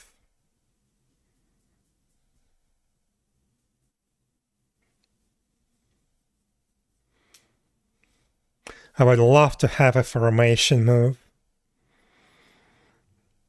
Let's say we have a master. Like let's draw here. We have a master, and we have like two guards behind the master, like equally spaced. And when master moves to a new position, these guys move behind the master in the same formation. That would be awesome. I would like to have that But yeah, I don't think I can do that right now. Technically, there is nothing that prevents me. I just need to define the formation and assign a position within the formation to each entity somehow. But yeah, I don't have any means to define this formation in any way. But usually it's done in a different way. Like you define a formation structure, like you define just spots, empty spots. Like in our 3-point, it's going to be like that.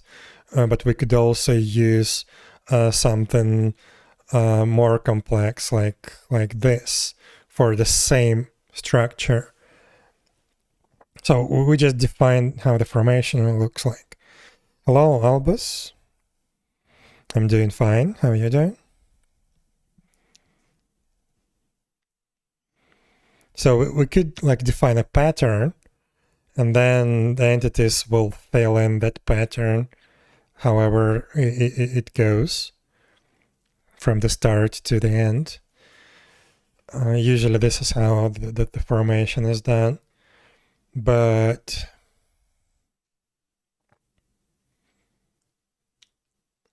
can I do that quickly? You're doing good. Nice, good to hear.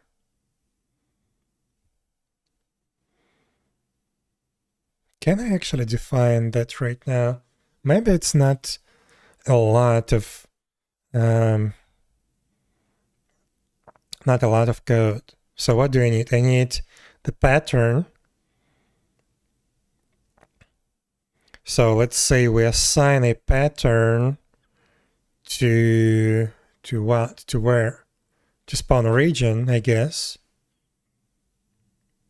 The spawn region moves. No, it shouldn't be like that.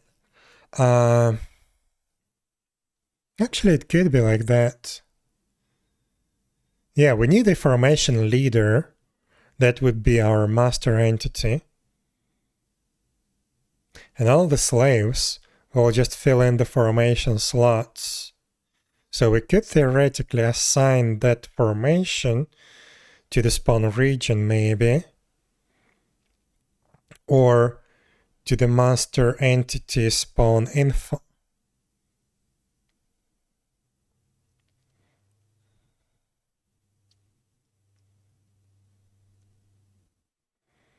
No, probably spawn region would be the best place for this. And so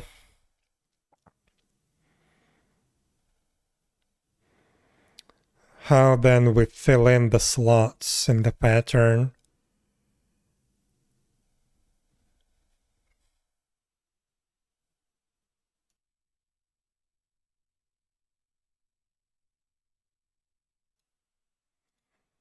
I don't know.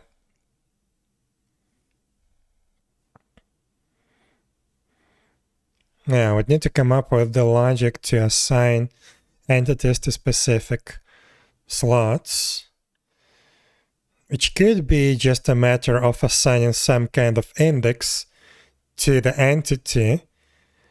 And let's say we can only have a single master right now, right? So that's going to be the index 0. And for each summon, we just assign a new index, like summon index ID or something like that. Or literally formation index ID, formation slot index ID. And then when we pick a position to move to, we need to extrapolate that position based on the position of the leader, right?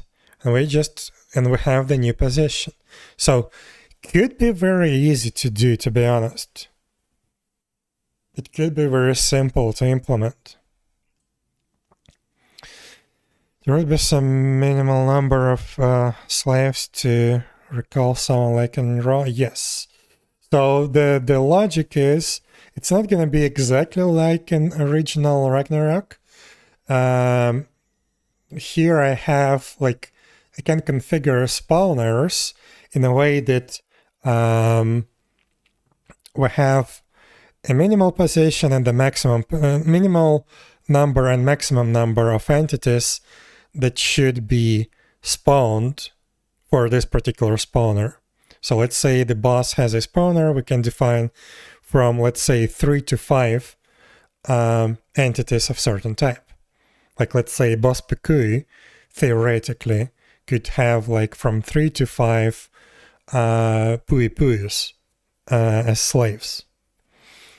And as soon as the number of slaves goes below the minimum, it will spawn up to the maximum number.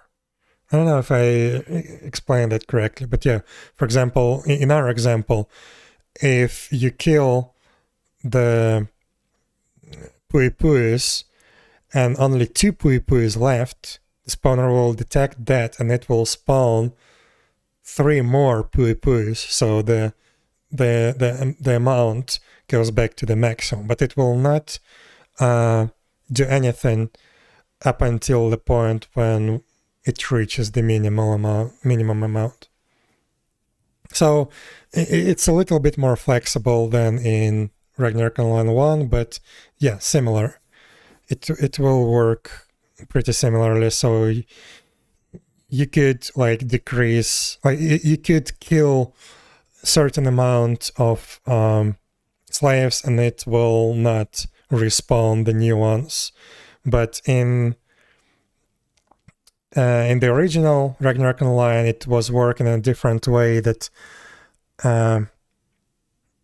if you go below a certain point, it spawns a specific amount more.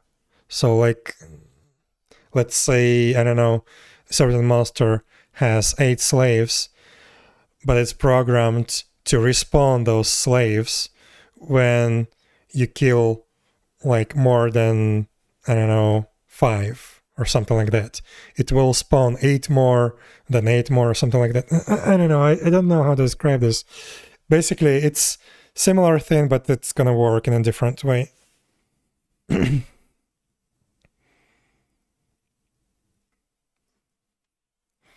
So, can I do this formation right now? Because this will be nice.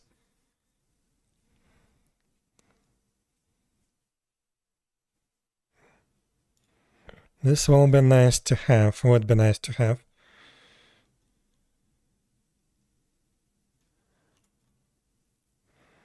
So if the formation, let's say, is assigned and the master entity moves,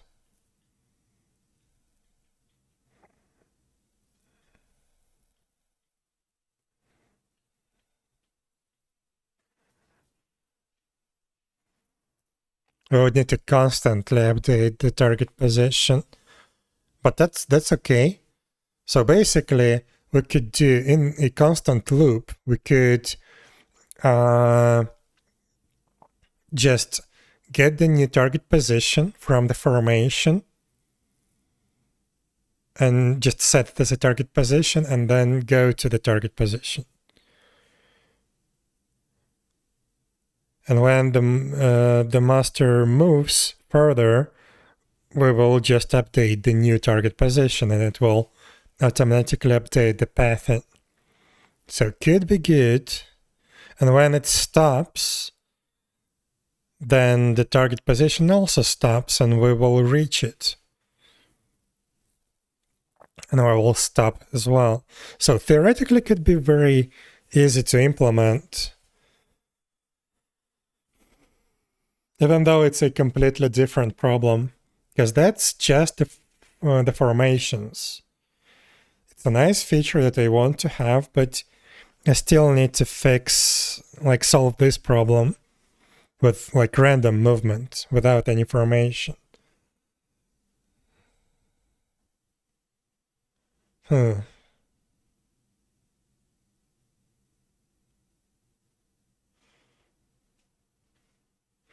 So let's say if we follow this approach, when we pick a random point and we keep going to that point until it becomes outside of the spawn region, when the spawn region moves together with the master entity.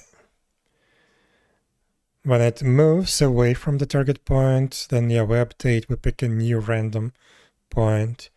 This could theoretically work. I don't see any problems.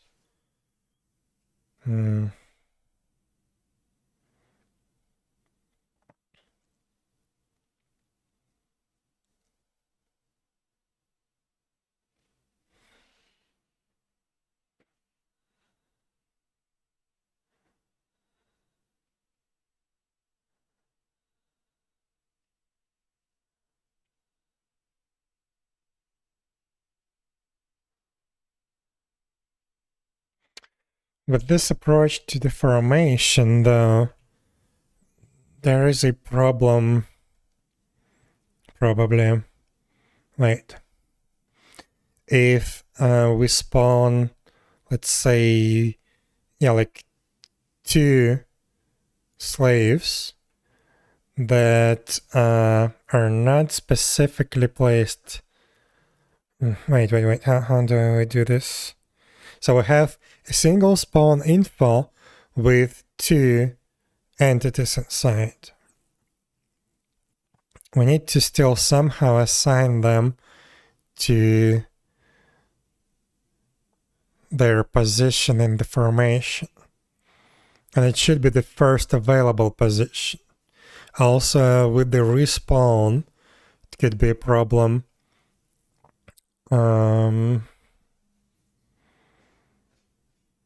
Like, let's say we have like 5 slaves, right? We have them assigned to specific slots in the formation. Then one of them, let's say this one dies, and this one dies. No, let's say this one dies, right? Then the other ones should theoretically be rearranged the next time we do the movement. Like, for example, this one should be moved closer. Yeah, it's a little bit more complex than it seems on the first glance.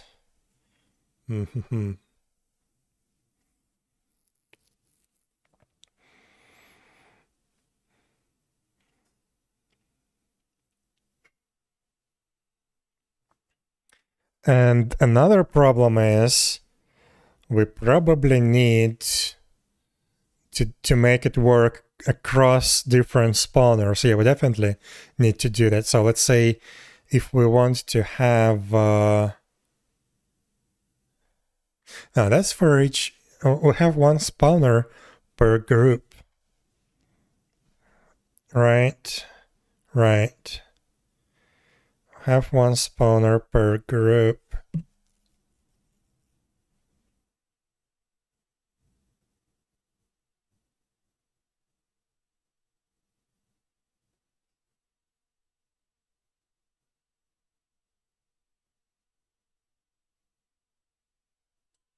And we have a single group for the summons, right? Yeah, we have a single group for all of them together. Or no? Wait. How does that work again?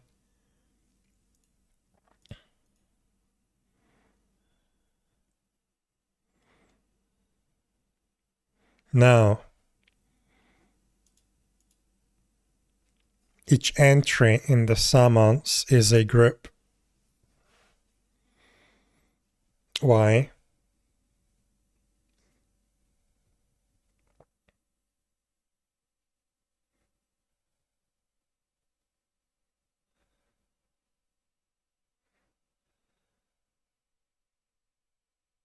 No, technically it makes sense. Yeah, we use separate groups. So for example, we can define that we want, let's say, 5 borings and 10 drops to be summons for the same entity. That's fine. Yeah, it should be like that. So each entry is its own group. And we have, one spawner per group. Yes, so this needs to work across spawners. How?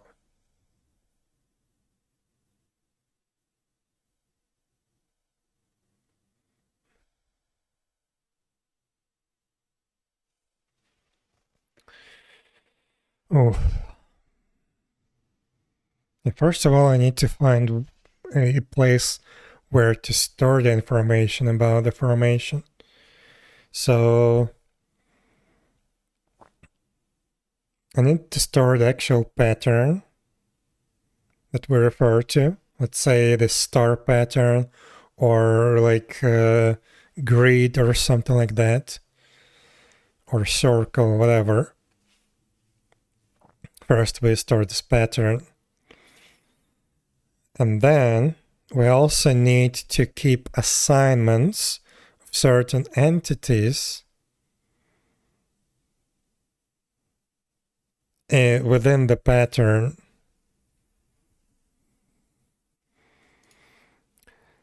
That could be theoretically tracked. No, it couldn't. It couldn't be tracked by a group, unfortunately. Because right now our spawn group does track the entities spawned inside. But yeah.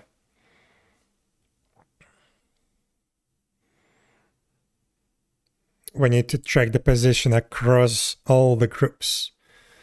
The leader should be the one that holds this information, I guess.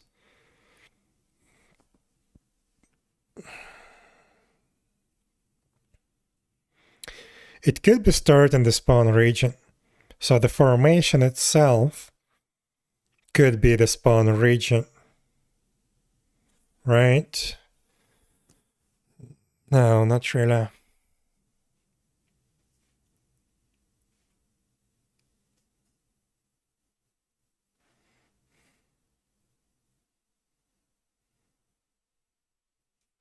I don't know, to be honest. Probably I will delay this feature. Because, yeah, I don't know. I don't know how to implement that properly.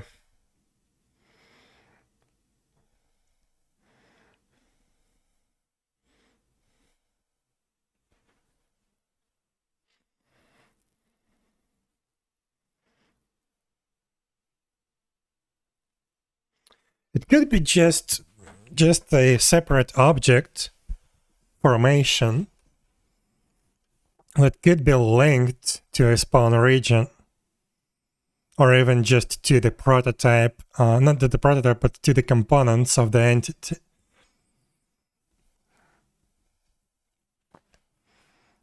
But internally it could be the same object, which could be stored initially in the main entity. And when we spawn a new entity, we take it again from the master entity. So if master entity contains, let's say, formation component, we also add this formation component to the spawning entity.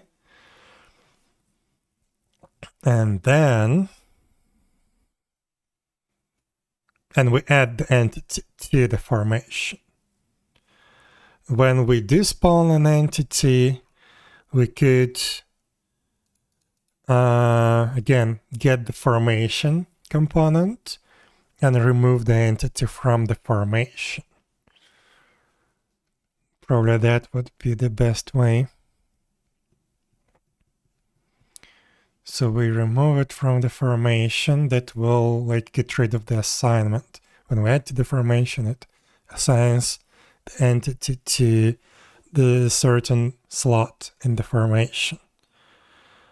And then during the movement, we will just constantly like set target position from formation or something like that. Could be another type of movement, like formation move or something. And when that is set, then we set the position from formation. So we will access the formation object and get the position of our current entity. In there, what we could do is we first would need to get the slot, then first get the slot, then we calculate the position in relation to the master entity. So we need to get the position of the master entity and rotation of the master entity to determine the position that we need to follow. Okay, so yeah, theoretically it's not too complex. I could do that, but yeah, it's a completely separate feature. First I need to implement this follow thing, because not everything should be information.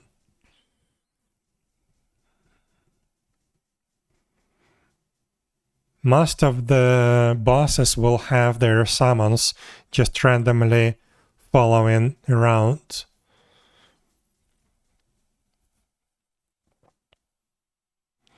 Okay, so let's do this. I think this is the correct approach. So what do we need? If we have follow master, so can I reuse this again? If I get rid of the idle, so what do we have here? We check the movement type, switch combat stance, set target, check target position and spawn range. Check target position and spawn range. So that will already be working. Like if the spawn range moved together with the master, then for example this will fail. Then we go for this sequence, set random target position from spawn region, and we just start moving to that position. And we will do that until this position is within the spawn region, right? Only if we get rid of this, then yeah, it should work. There's no move.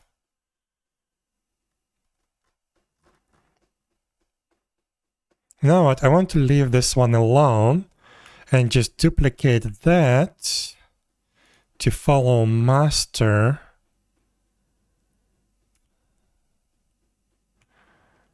Wait. Starting here. So follow master, disable combat stance, reset target. This is gonna be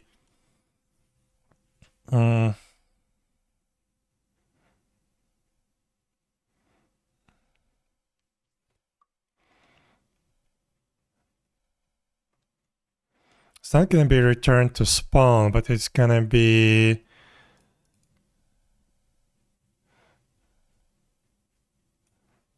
like actual follow or something like that. Follow with random move.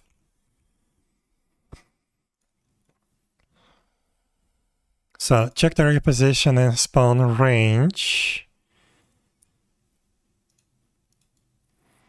Set random target position from spawn region, update priority normal. So here we started moving. for as long as we're not casting any spells, move to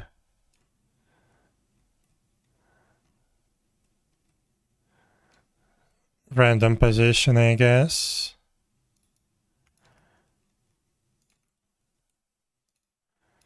I need to copy this one.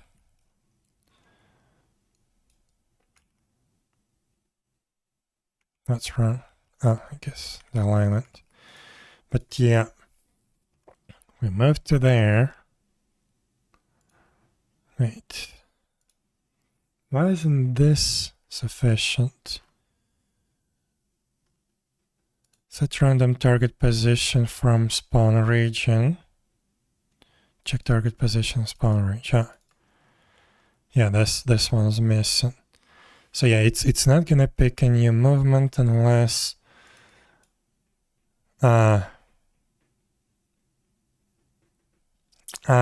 okay.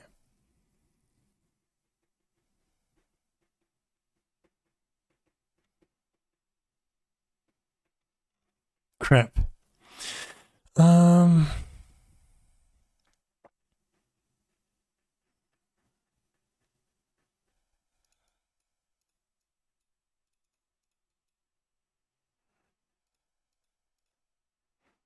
So what was wrong with the random move?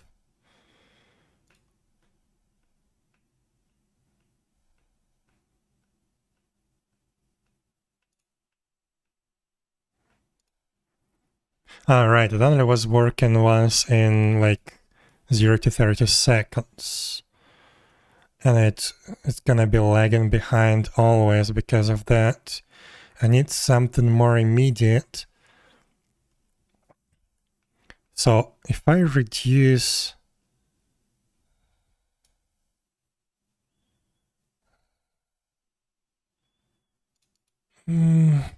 crap.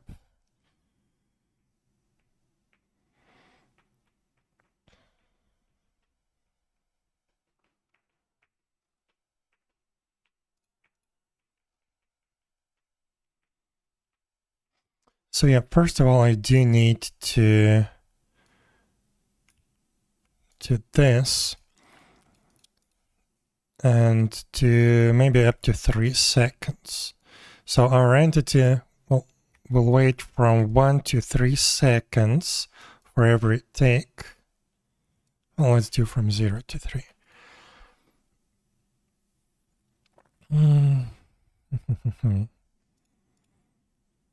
Check target position is in a range. So for as long as it's in range, it's not gonna pick anything new, any new position, which is not good. It will also wait for the move to target position to finish. And this will introduce lag in positioning.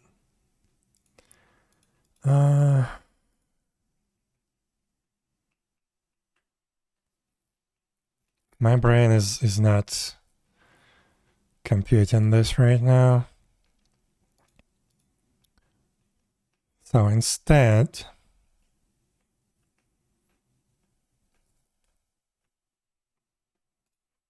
what do I do here? Reevaluate in sequence. Check target position is in max desired combat range. Move to target position.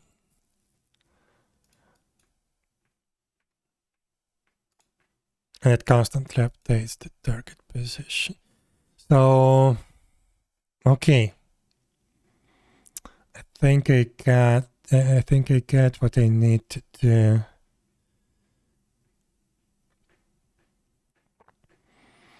Get it from the first time. Congrats. Yeah, so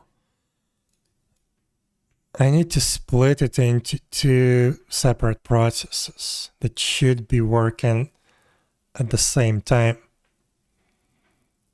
So first of all, we have this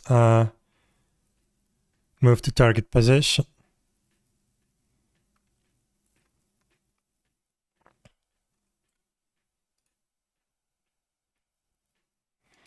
So move to target position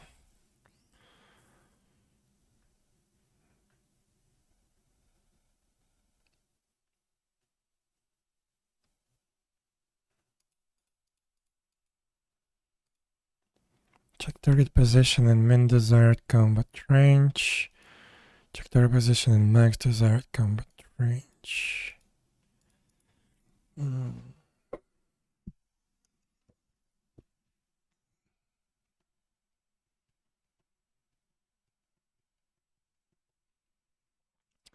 So the way it should work is, well, this is one thing, but we also have another problem that we need to make these monsters move around as well randomly. So when the master entity is standing in place, these guys should still walk around randomly. And when the master moves, they should move together with master, right?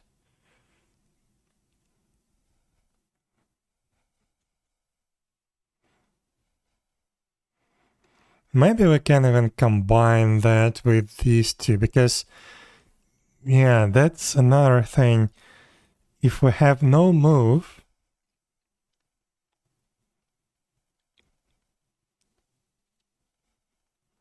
well, no move is meant to be used with a completely static NPCs. So if you set no move, the NPC is supposed to just stay there and never move. This is why we have this idle right there. And this is a huge optimization because, yeah, we have a lot of static NPCs in the world. If we start processing them more often, that would increase the load on the CPU.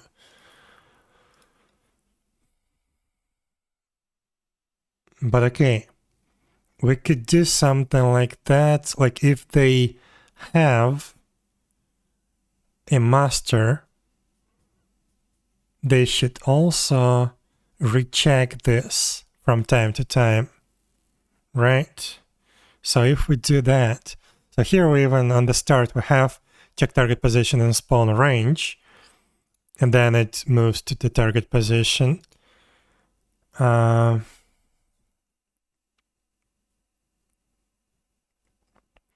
Instead of idle, we can take a look if we have a master, then we wait for a specific amount of time, like 2-3 seconds. Otherwise, we do the full idle, yes. In that case, we will basically reevaluate this whole thing every like 2 seconds. So we will check target position as in range. So if the spawn range moved together with the master entity, then we need to pick a new position within the target spawn range.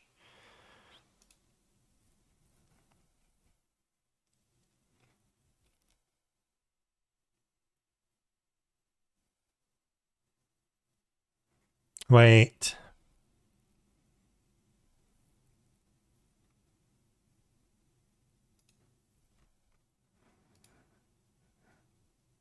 Yeah, spawn type around master.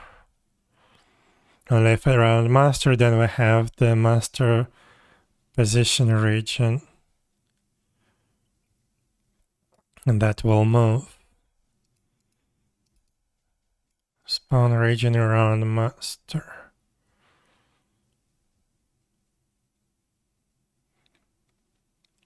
So yeah, that theoretically should work. We just need to update this idle. But yeah, move to target position. This will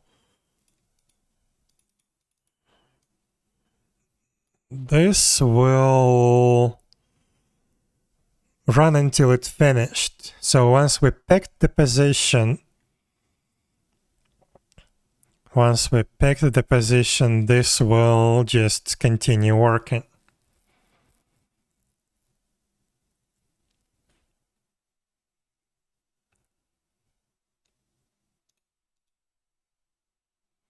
Until we reach the target position.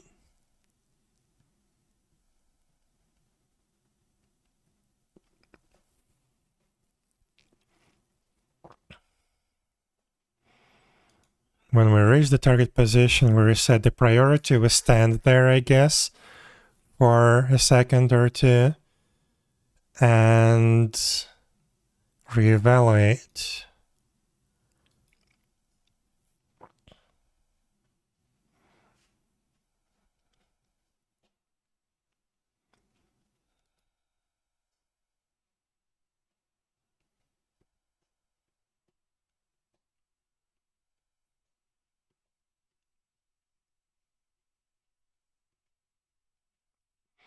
Can I get rid of the idle completely here and just constantly reevaluate? I don't want to. But okay, for random move, can we adjust this one so it works with the summons? Random move, set random target position from spawn region. And we move to that. And then we wait a certain amount of time.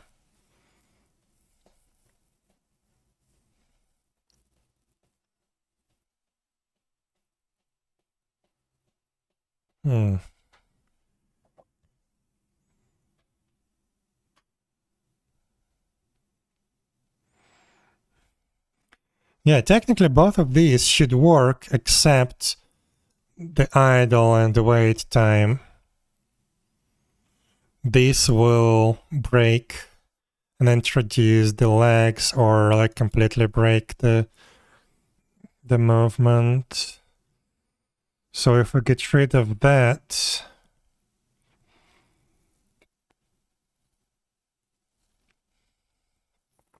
so what we can do for random move, we can probably replace this with either check if we're still in the target, in the spawn region, or wait. So if the check fails, we reevaluate. If the time runs out, we reevaluate. I think this is what we need to do. And the same here.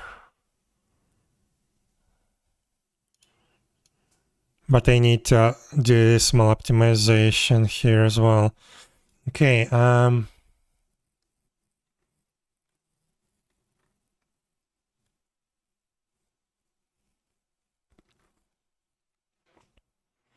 or I could really just use the follow master, a separate thing, completely separate.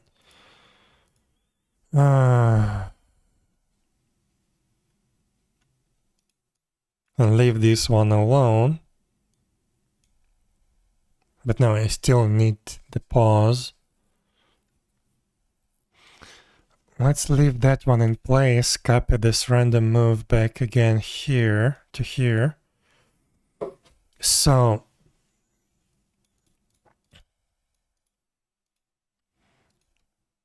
follow, wait, and random move. This is gonna be this. This is gonna be it. So to do don't pause, wait, interrupt when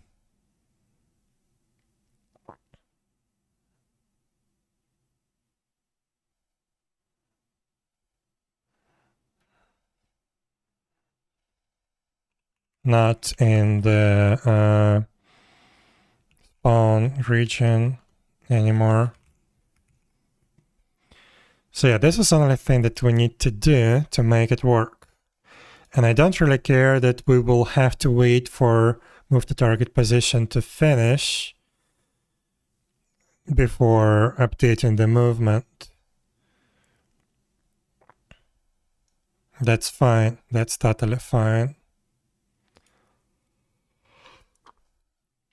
So I only need to implement the interrupt. And to do that, I need... what do I need?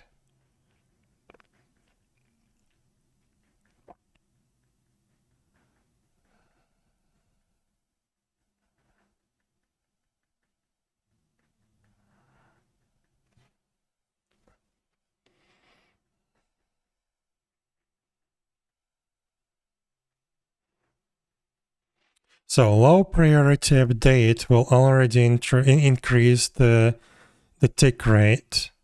So we don't need to introduce any other wait times. So here we only need new sequence. New sequence that's either that's new check in spawn, check target position and spawn range.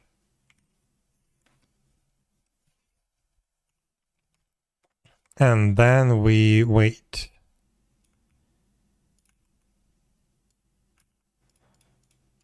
Right. Now, we actually need to interrupt this. So this should be reevaluating sequence.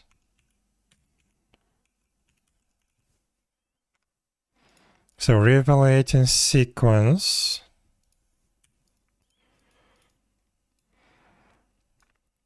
Check target position is in range and then wait. But it will check every tick. If this fails, then we interrupt the wait. Should be it.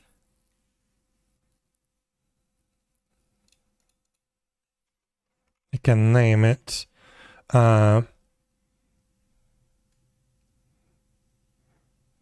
Wait. Or interrupt to follow.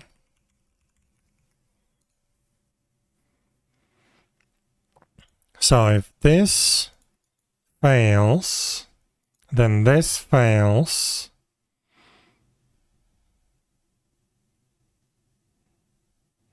We're still gonna be in low update priority though.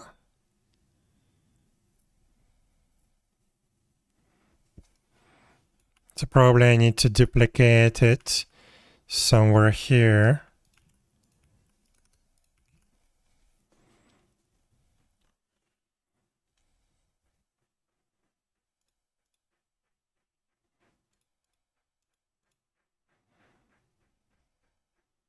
And I don't need it here.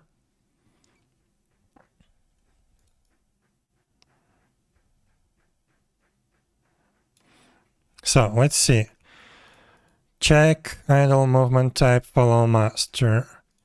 Switch combat stance. Set target. So we reset that. Reset update priority. Follow, wait, and random move. So set random target position from spawn region.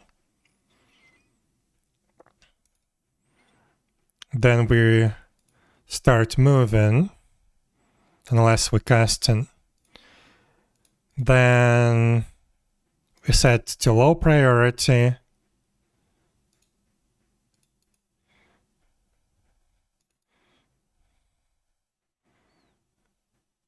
So when this finished, set target position from spawn region. Wait.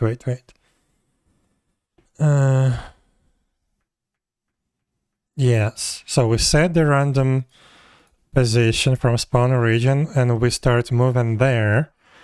When we finished moving there, we enter the wait state. So we check if this moved. Oh, wait. What we can do here is...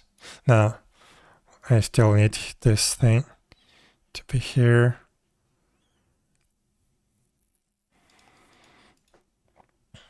So, we enter low priority. Then we check if target position is in range.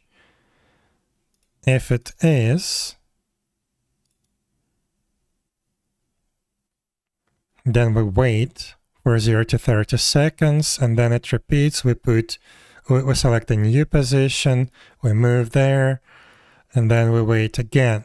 But this thing also evaluates every tick, and if this breaks, if our target position that we're waiting at is no longer in the spawn range, then we start from the beginning. So we start with picking the new position. Okay, so this should work. This should work.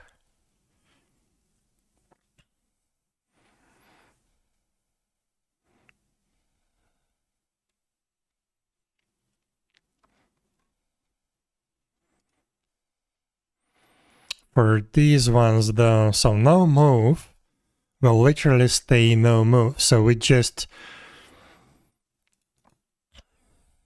when we enter this state, we check if we're in target position, we move there if we're not, and then we just idle. Right. Then, yeah, even if the master moves, we will still idle unless we exit the idle state.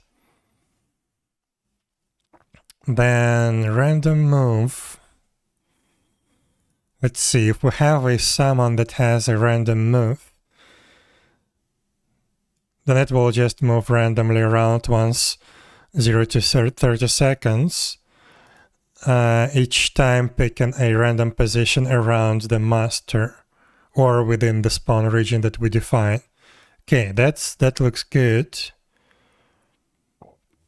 Waypoint is not supported for the summons, so we don't care about that. And then follow master is basically random move, but with the wait time reduced. With the wait time reduced. Maybe we can combine the random move, follow master.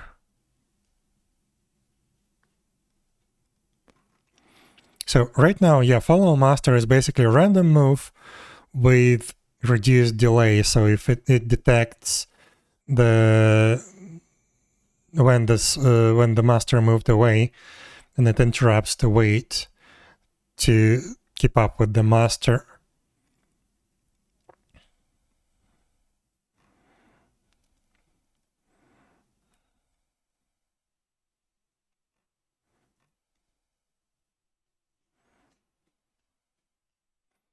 Maybe we can combine these two.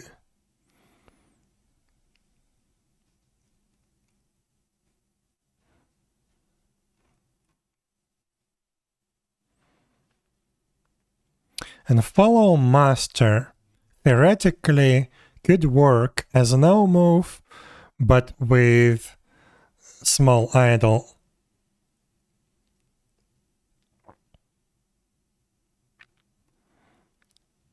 So let's say instead of this, we create a sequence. If we have follow master in the movement type, if we don't, then we just idle. If we do,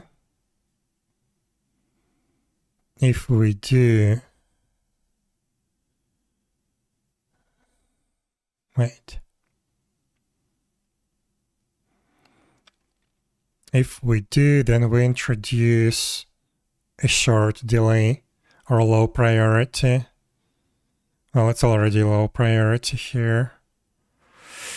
Oof, I don't know. It's weird.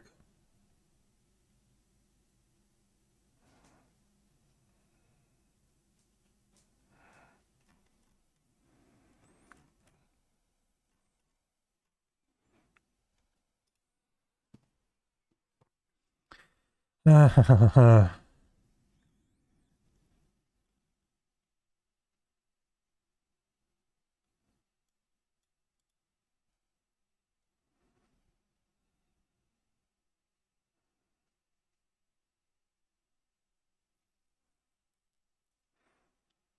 think I need to define what actual behaviors I want. So let's say, first of all, no move completely.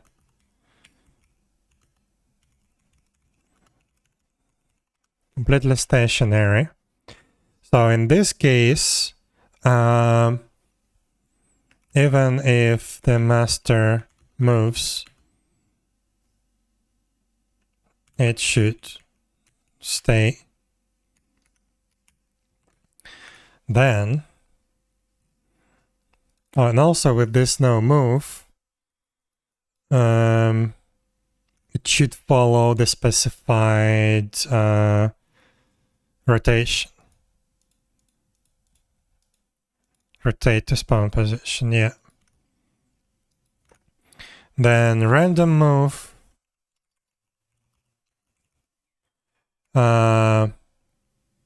If master moves,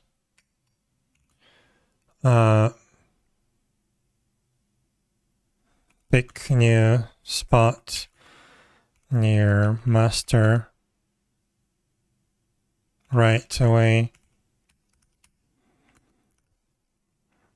Waypoint move not supported. Follow master. So maybe it would be nice to have summons that don't wander randomly around master, but just pick a spot and stay there. Like that would be nice for the formation move, actually. Maybe I should do that. Yes, exactly. So I think this follow master is not needed. We can just use random move and implement the interrupt there. Like right here we do reevaluate in sequence, check target position and spawn range. Then we wait. If this fails, then we exit. We need to move this above here.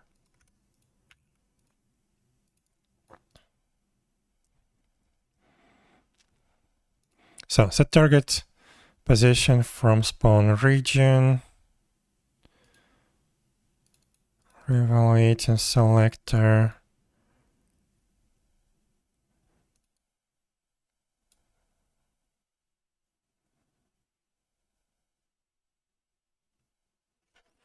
Actually, this normal update should only be done when we are moving. If we're not moving, we should be in low priority. So maybe we can move this to here. Set normal priority. And then we set low priority when we wait.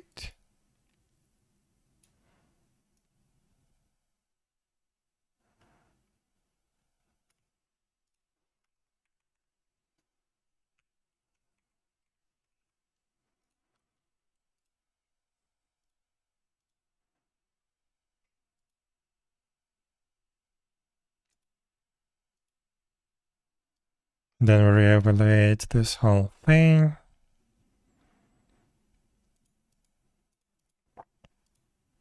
So, set random target position from region. We do that. We update to normal priority and we start moving. No, I think I want to move this to here.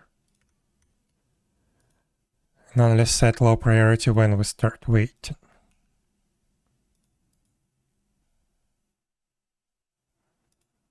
We can do that here.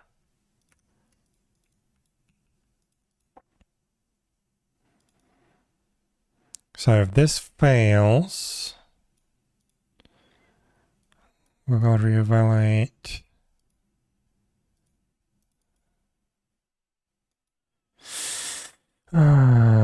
This is weird. This is weird.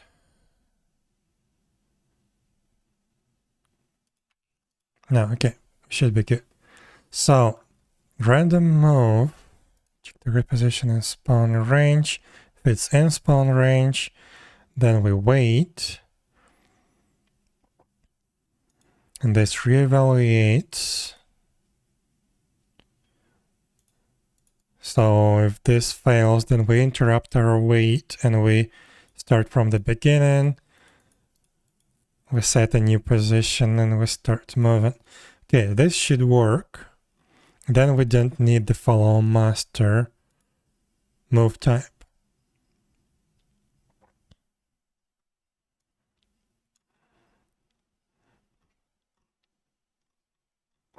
So now this, no move. No move. Yeah, I think this should stay the same. And I wanted a third one where we move with the master and stay there. Move with the master and stay there. Can we do that? I think that should be handled with the formation, because that would be for the actual guards. So let's get rid of this. And let's get rid of this. And we will have a formation move later.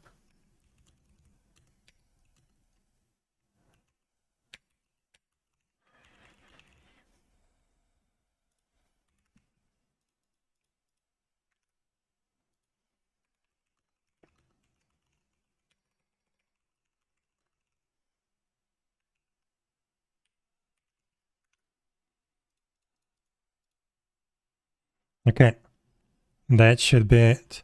So now we don't need to set follow master idle movement type at all. We can just pick either no move, and then the summon will stay in the same place, the same rotation. Check target position is in spawn range. Oh yeah, and then we can define. Wait. No move actually can be defined in two ways. So if we define spawn type as around master, then our spawn position is in the master spawn point, right? Right.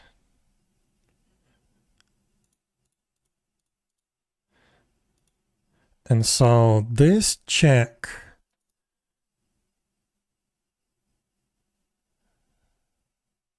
this check can fail, and then we follow the master and pick the random position.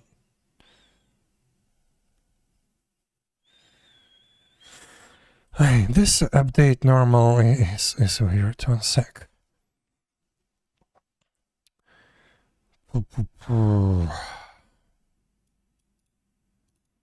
So set to low on idle, set to normal when we start moving. I think we need to do the same here. Yeah, like literally we can use the same code.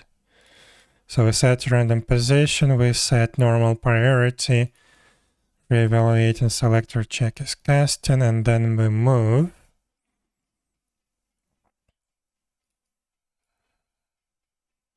Max travel distance.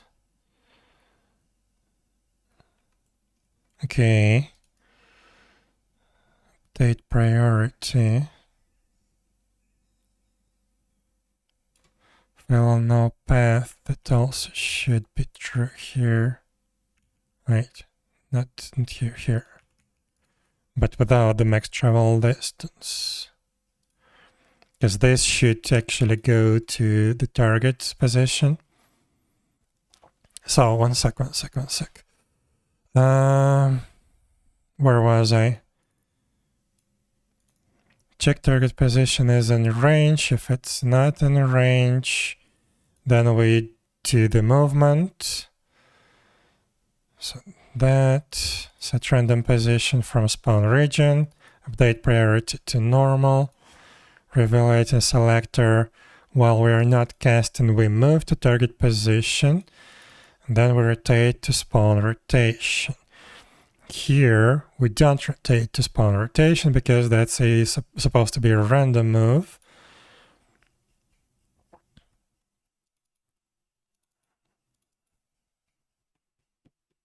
So rotate to spawn rotation. Get spawn rotation. How does that work? Yeah, if range is more than 0, it should be random. Okay, perfect, perfect, perfect.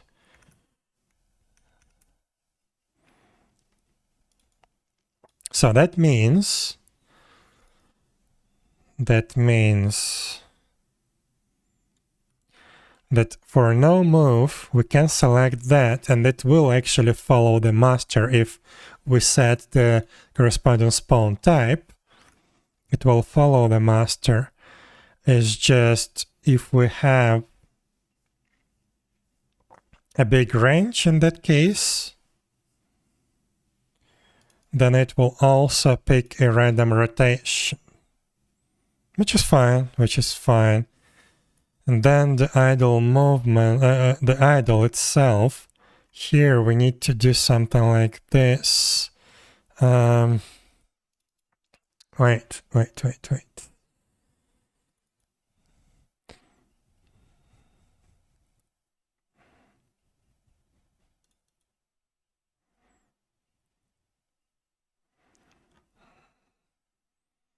So I need this idle for normal NPCs. I don't need it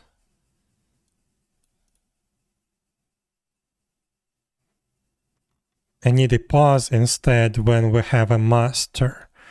So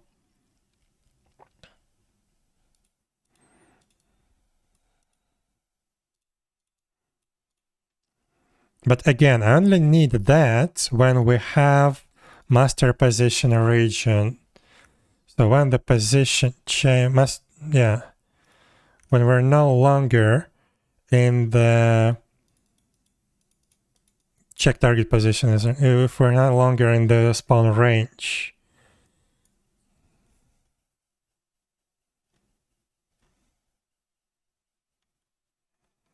Only when we have this master position region.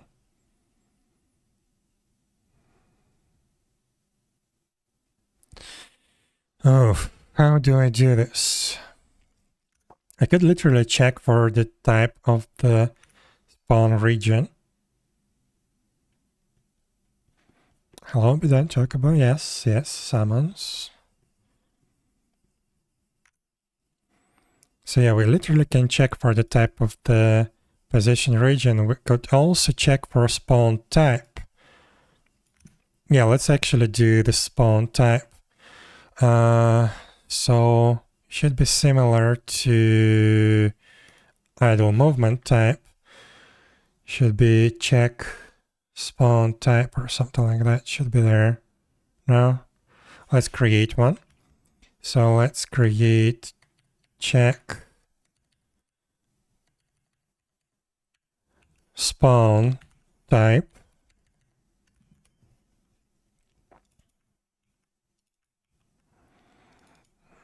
NPC spawn type. Wait. Entity spawn type.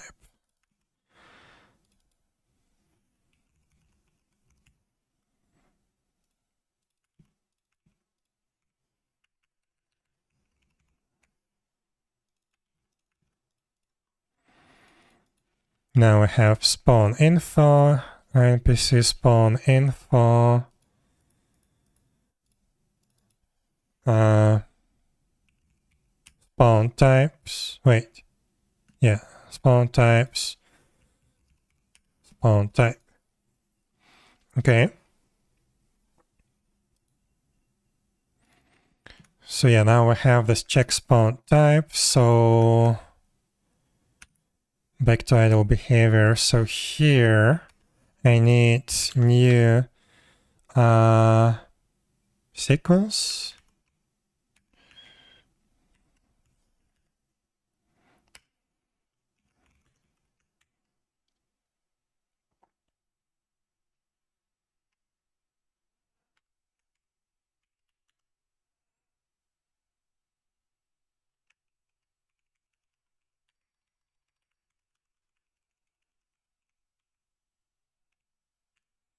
Why can't I just import it? Weird.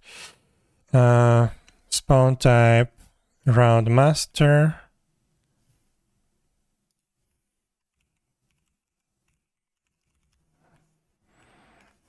Then we do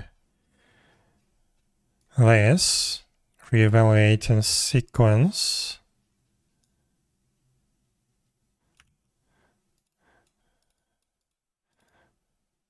And idle there.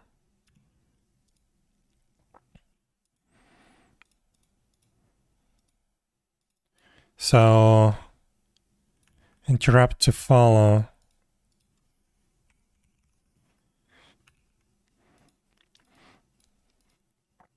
So why don't wait?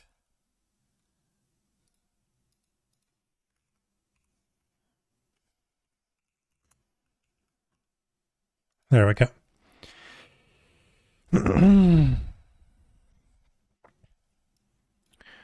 So if we have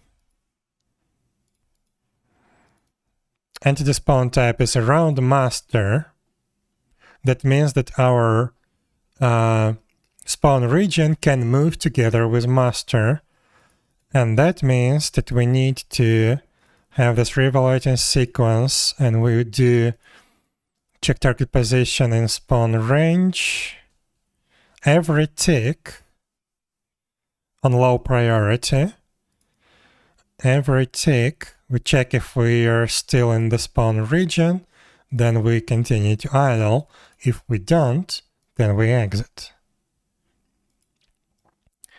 And otherwise we just idle. So here we need new not sequence selector, the same condition, but now we idle.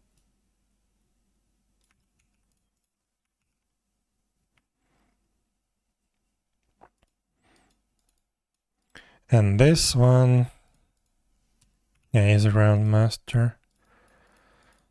So yeah, if it's not round master, so this fails, then we idle, and we will stay in the idle until we exit this whole thing, this whole state. Okay, good.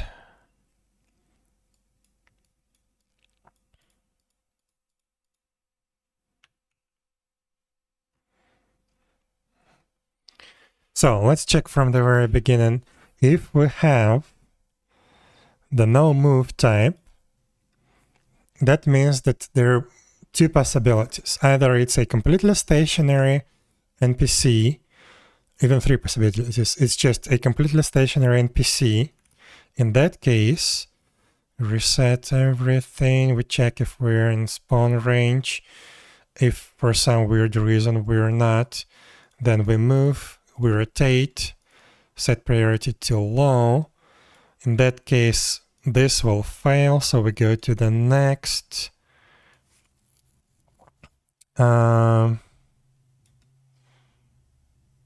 Wait, so if this fails,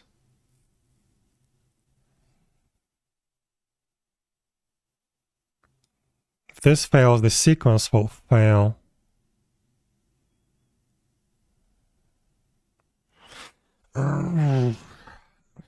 Can't remember how this thing works.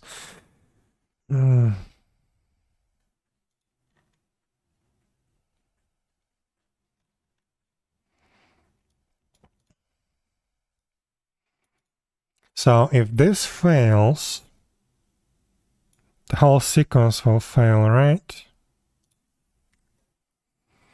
Executes children one by one until any of them return failure or all of them finish with a success, it will immediately return running if any of the children return running. Next update will resume from that child. But does it?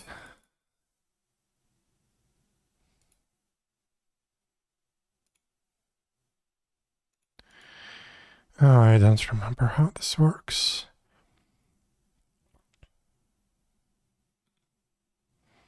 I think if it fails, like if any of these fail, then the sequence will also fail, right? And I need to wrap it around in a decorator that always returns success. Don't even remember how it's called. Should be in Boulder Toolkit somewhere. Decorations, return success, this one.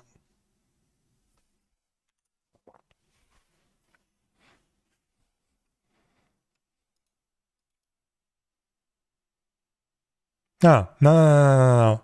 It will be fine. Because here I'm actually using the same sequences and they can fail. Then we go to the next one. Okay, perfect. So this is literally like if and if not with sequence and selectors.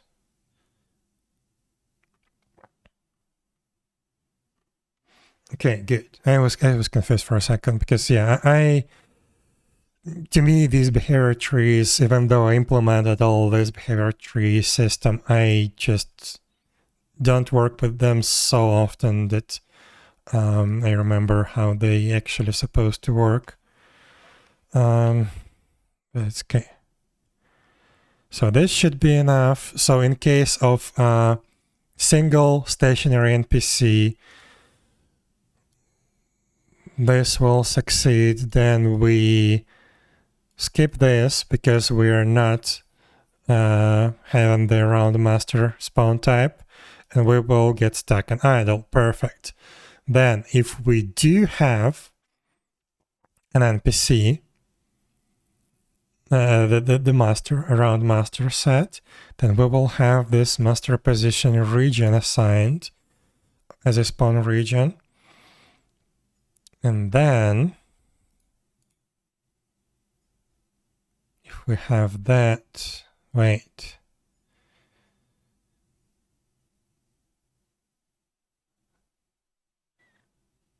In that case, we will spawn randomly around master, and the position of the actual spawn point will not matter.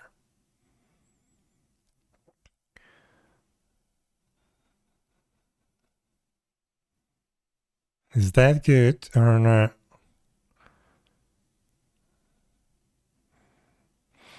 So we will spawn randomly. It's gonna be random rotation around master, and we will stay there. So we will check the target position and spawn range all the time while we idling. And when the master moves, then we move together. We pick a new position.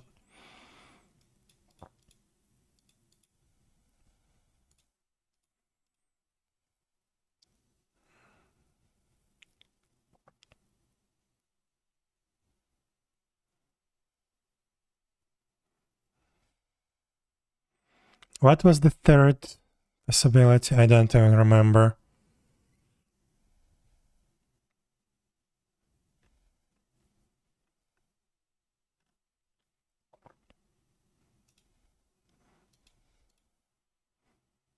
Yeah, one option is that it could be a normal stationary NPC. Second, it could be a summon that's set to follow around master, spawn around master. Then we literally spawn around the master and we move when master moves. Or if it's not set to around master, then we follow the normal logic we will just spawn a random point in the specified thing. Okay, that's perfect. Then we have the random move. Again, this could be normal NPC with a random movement. So what would happen? We set random target position from spawn region. Okay. We move to that target position unless we're casting. Yeah. Then we enter the wait state, and in the wait state, we will actually reevaluate and we will constantly check if we are in the target position within the spawn range. Otherwise, we wait for 0 to 30 seconds.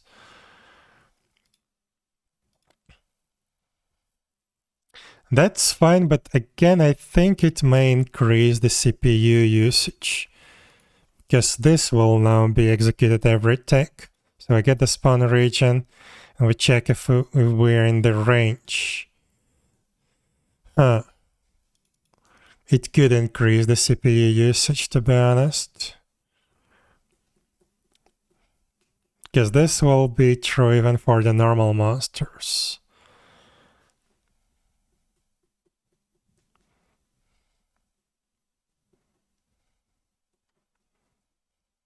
So we could do something like we did here.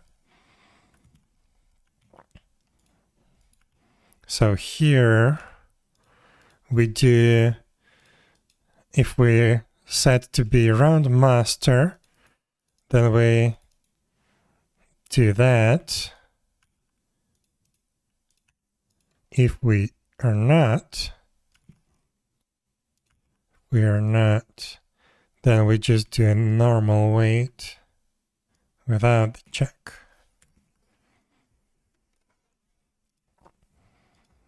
Okay.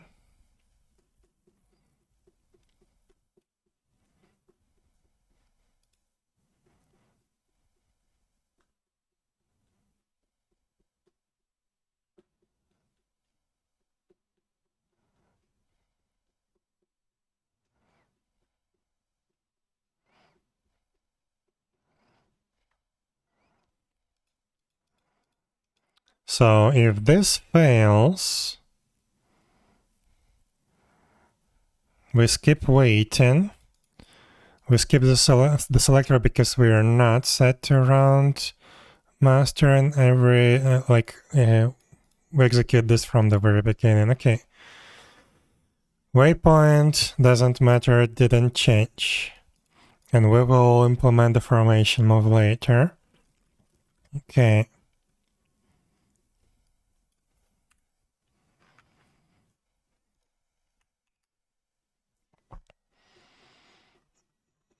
So this should be good already.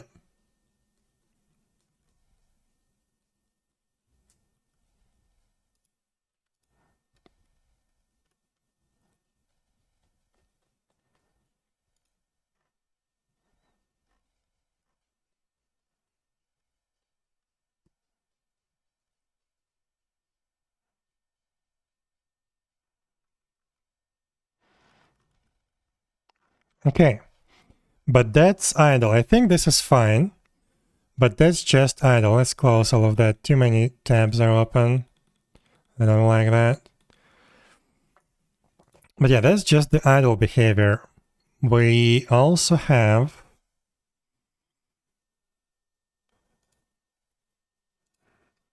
that state doesn't matter. Return state behavior. So what do we have here? Check is in return state. Return state. Where do we set it? Set return state.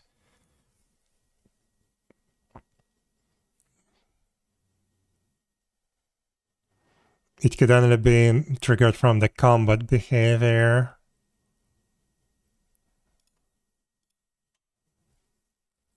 Yeah, that's the chase range or max time. Okay, good.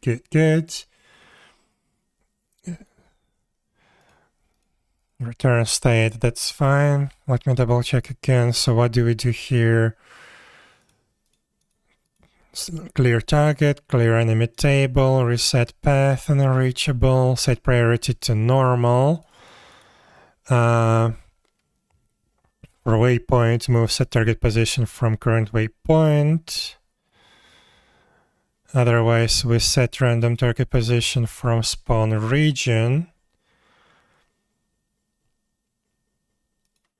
Then we move to position and rotate and reset. Okay, good. Then combat behavior. Let's check this one. So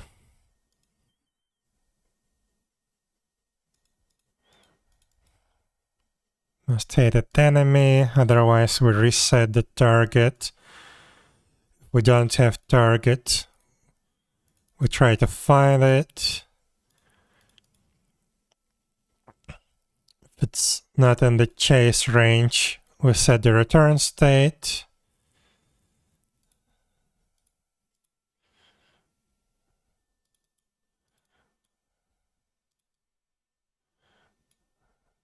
Enable return state if path is unreachable for too long.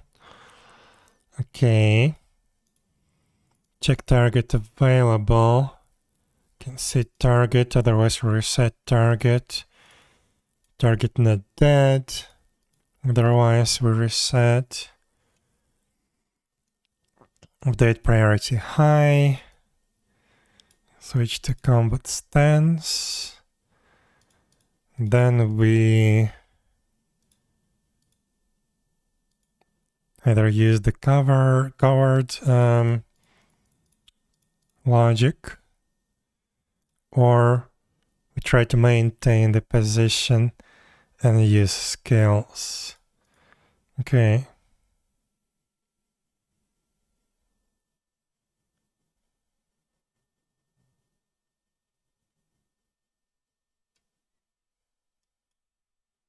Idle behavior.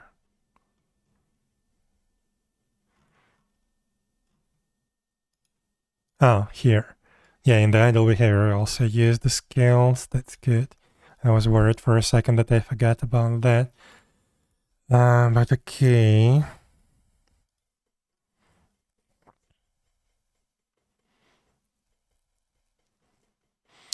So currently,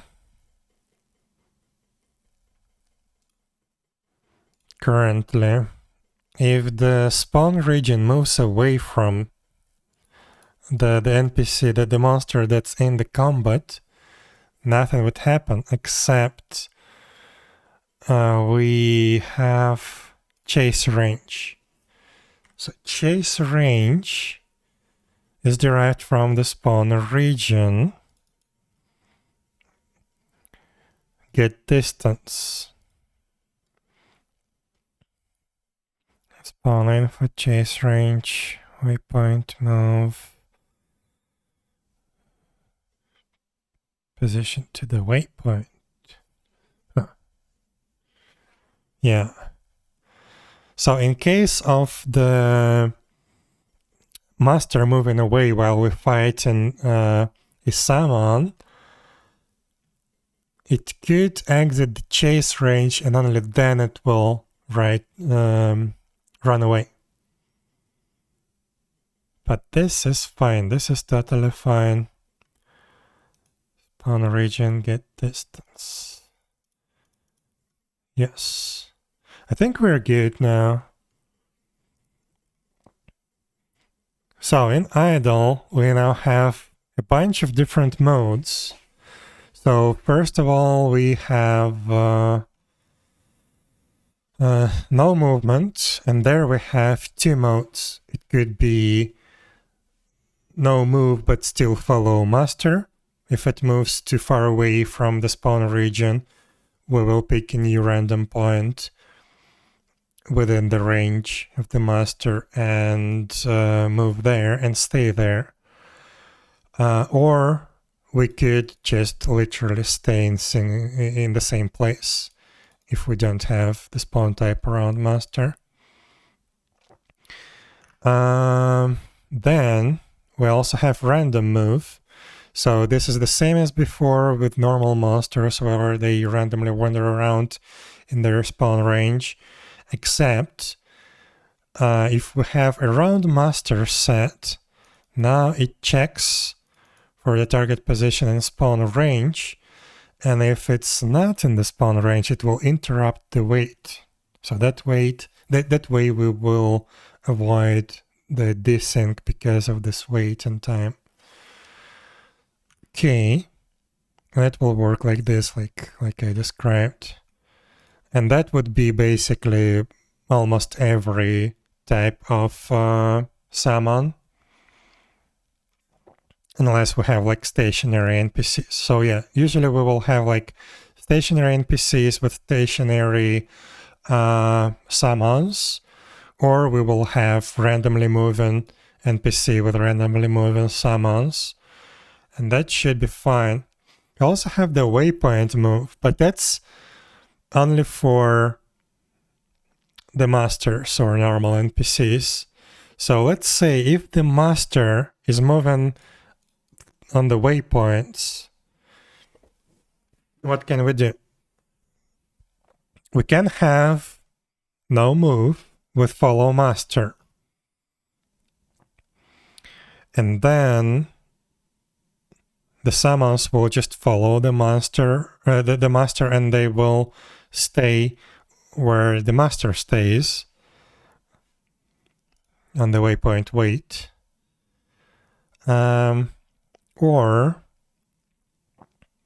if we have waypoint move on the master and random move on the monsters, then yeah, they will just follow the master around and just run around master.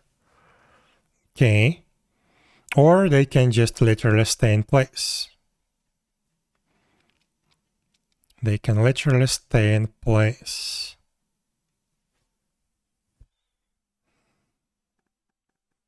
One sec.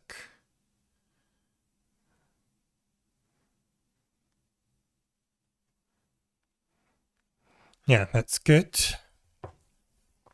So yeah, hopefully that works. Let's try to build the project.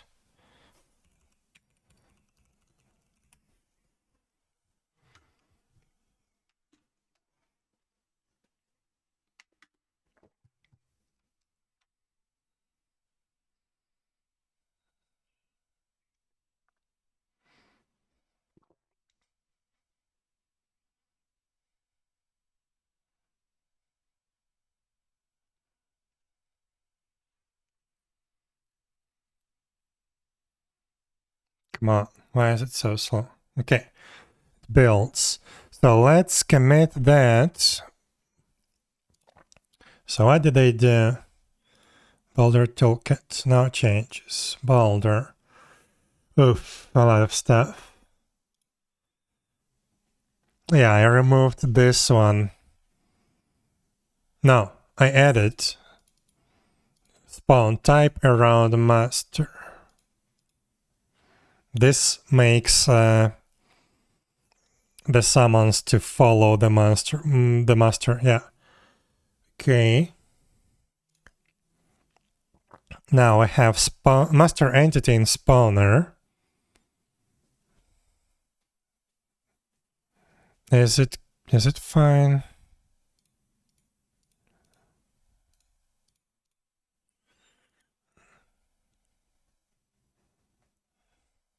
Yeah, because I think I will need to retrieve it in other places, because right now we still just tackle the movement.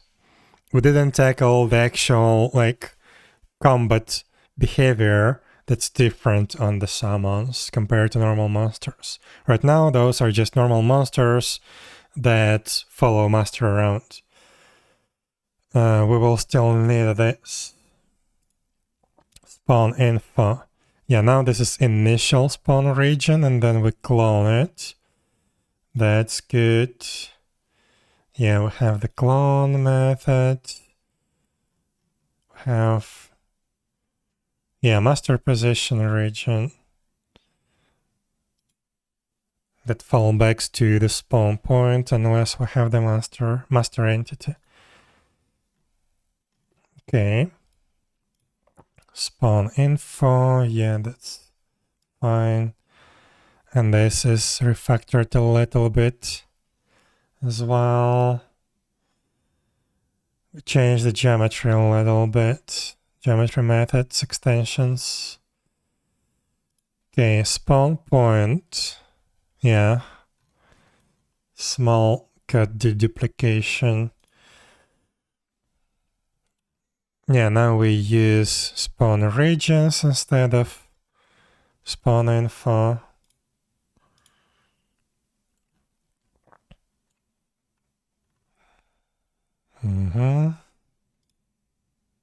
What did I just do? Oh my god.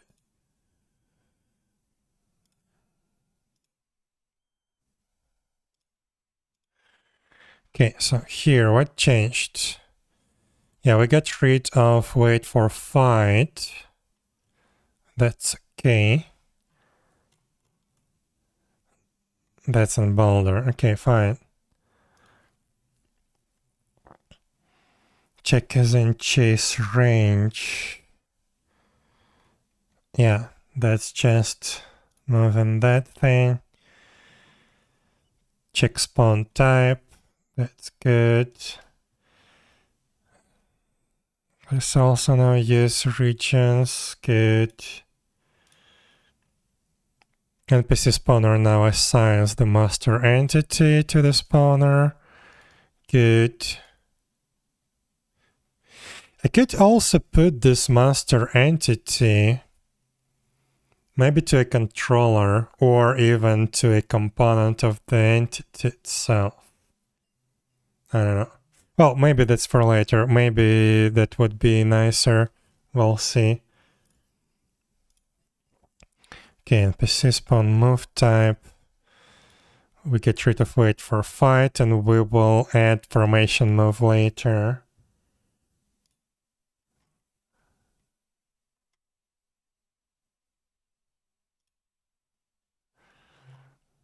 Now we have master entity on the spawner. Get rid of that. And we now create spawn region. Good, good.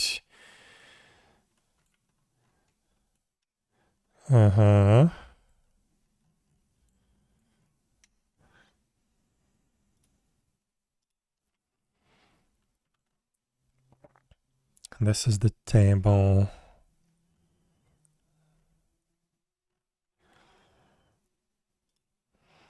Yeah. So here we have what?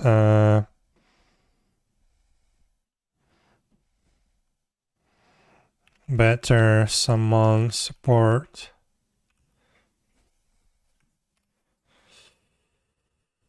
Let's push that.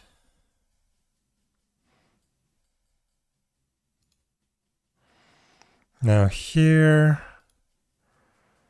Yeah, random teleport handler. That now works in a different way, but now it's good. Because previously it was definitely working incorrectly. It's just I was lucky that they didn't have the conditions for this to go bad. But yeah, now we actually replace the spawn region that's currently active with the new spawn region that we pick from the spawn group, which is awesome.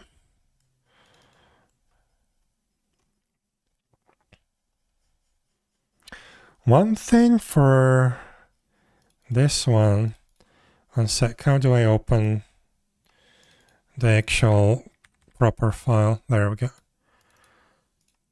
No, wait, why is it locked? Can I?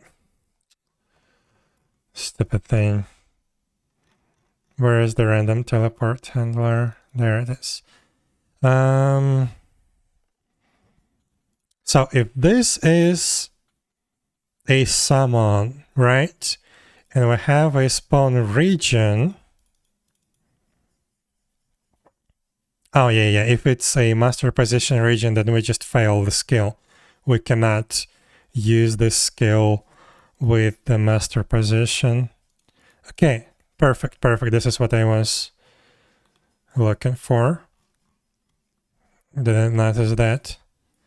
Okay, so this should be good.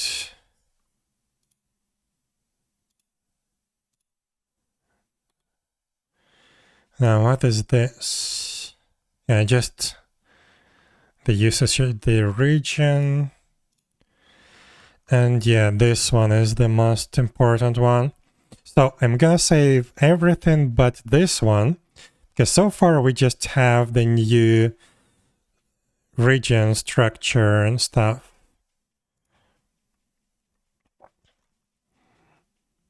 So this is basically just Boulder updated.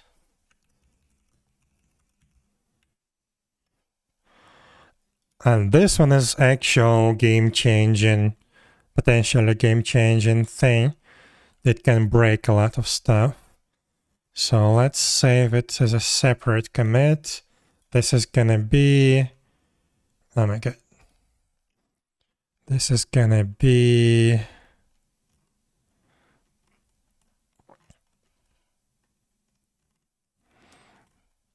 so what changed? We removed the wait for fight, which was not working anyway.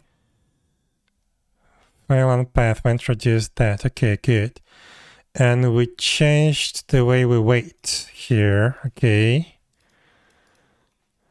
Here we changed the way we work with the priority. That's fine. And again, we changed the way we wait. Okay. That's good. That's the only changes.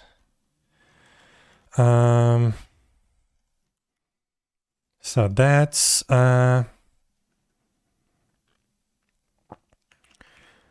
improve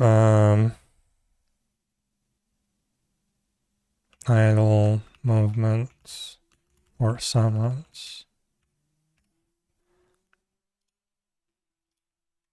Let's push that.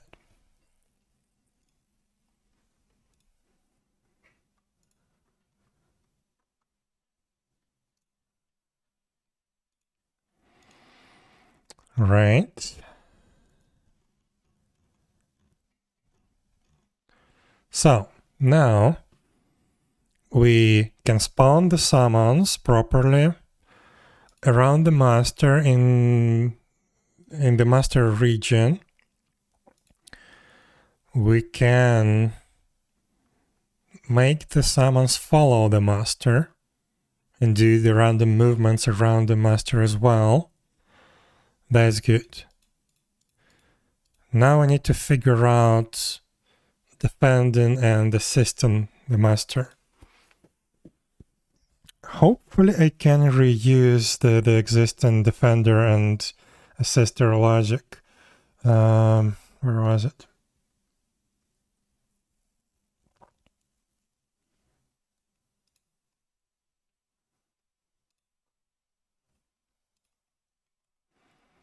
It wasn't in the spawn table, it was in the NPC prototype table.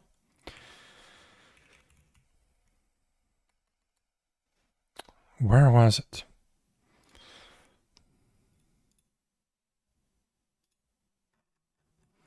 So in NPC prototypes,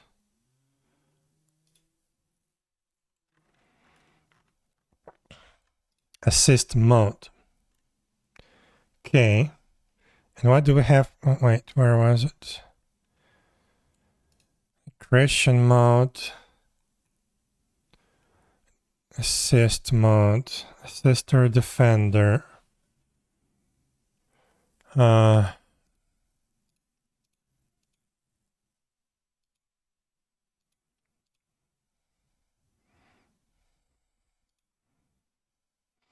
let's see. Assist mode.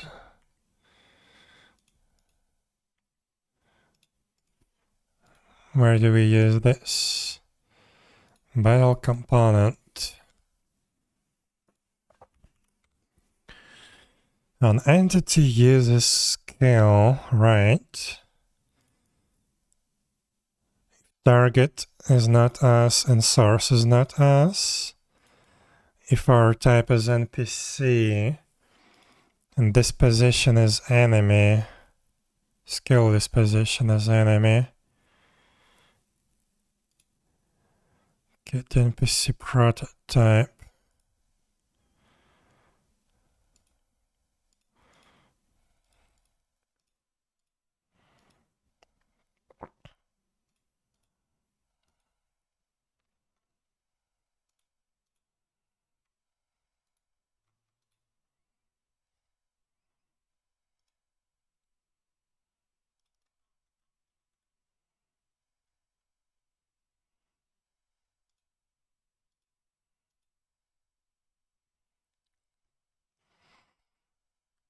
Yeah, here we basically need to pick a target to defend and target to attack.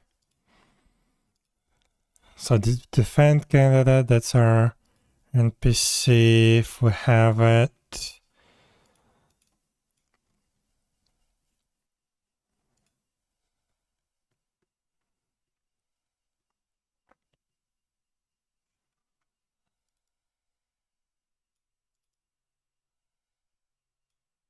Check the race, we check the set ID.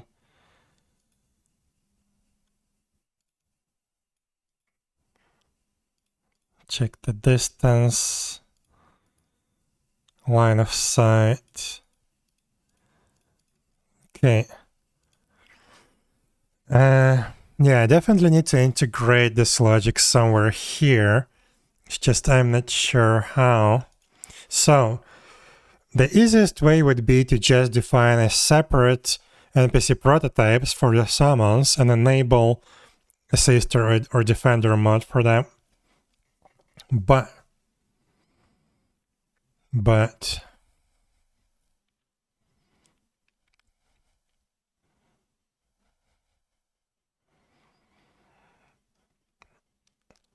I would like to actually be able to add any NPC as a summon and change their behavior in that way that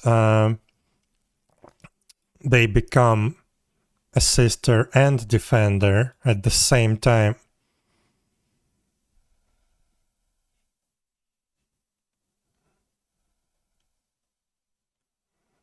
Is it even possible?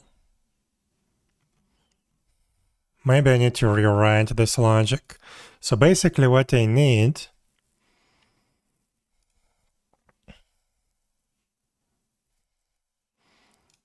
I don't have the both mode. It could be either assister or defender. Yeah,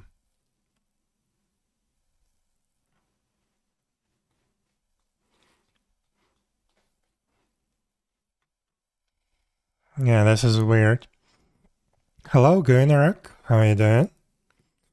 I'm doing good. So, yeah, this piece of code is a bit weird. I think I need to rewrite it. But wait, what do I need for the summons here? I need them to be both defender and assister at the same time. And it's not possible with this approach.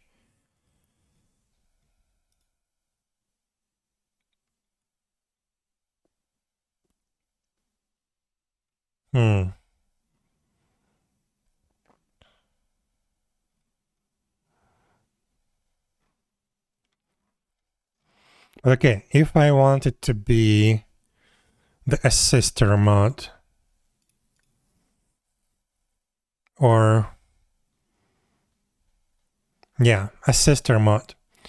So this will make sure that the summons always attack the same target that the source NPC attacks, right? So if I want to do that, then here I would need to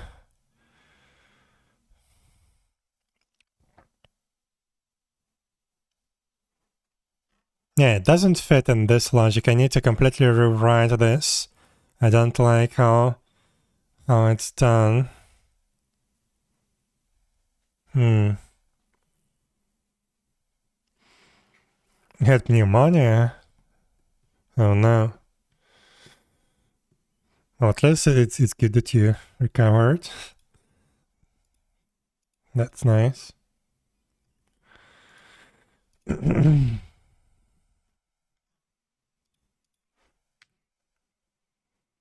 Non-assister defender.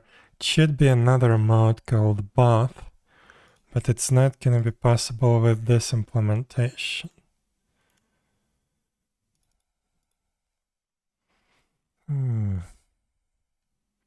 Because yeah, in case for the summons, I need them to be both assisters and defenders at the same time. So when their master starts attacking someone, they also should start attacking. And also, when someone attacks their master, that also should trigger them. But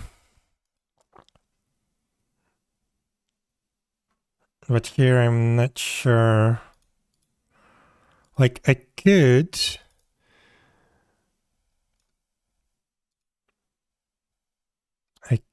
do something like else.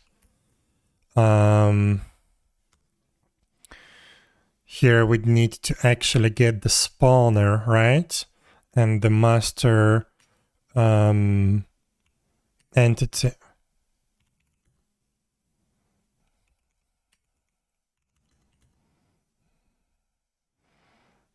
So here entity get component I spawner.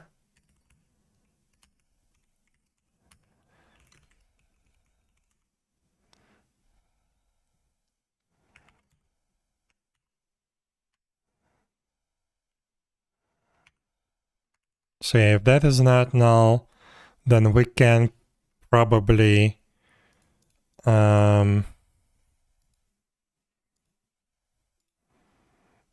check if any of the sources or targets are our master, then we attack the other side.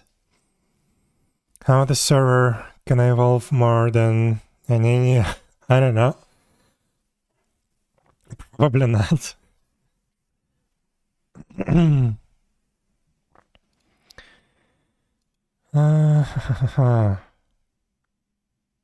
Actually, yeah, maybe that's gonna be enough. So here, when we have the master entity, let's extract it in here.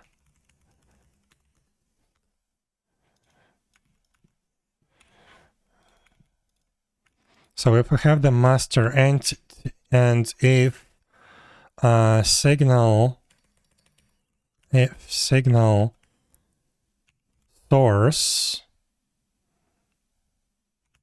ID equals master entity ID, yeah, then we do assist. Okay, so it actually fits. Else we do the other way. Wait. Else if signal target ID equals master entity ID, then we assume the defend mode.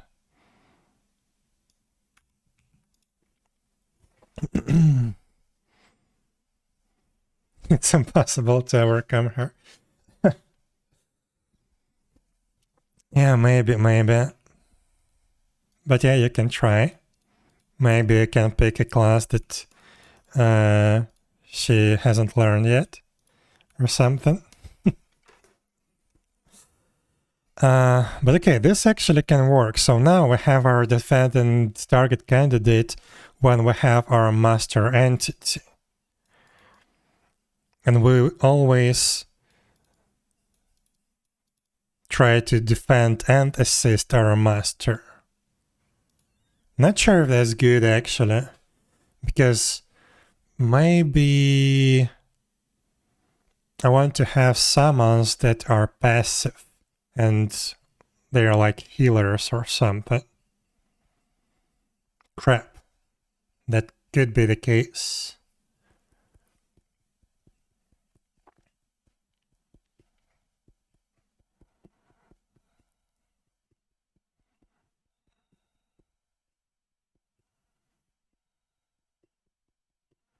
Hmm.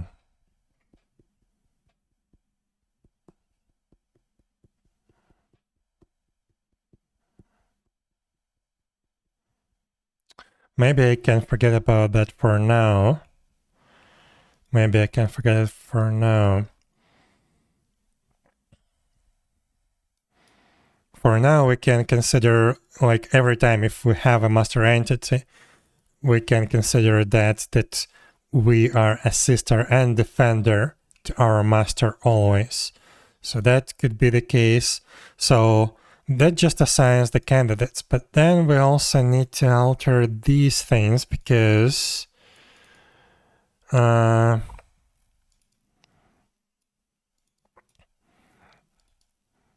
here we have also filter on the race and set and distance and line of sight.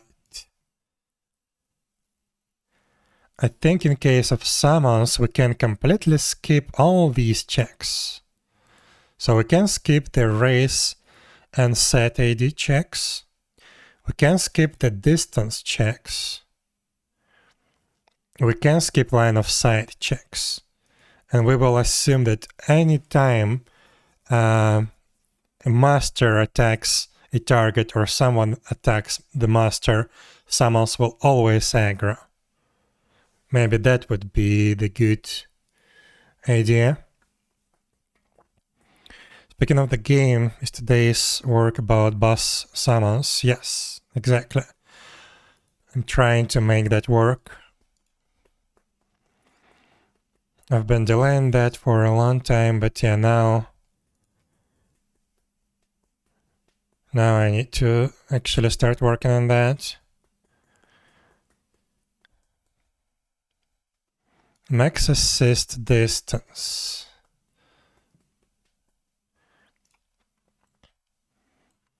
Assist mode, max assist distance. Yeah, these two worked together. So if we don't have the distance, I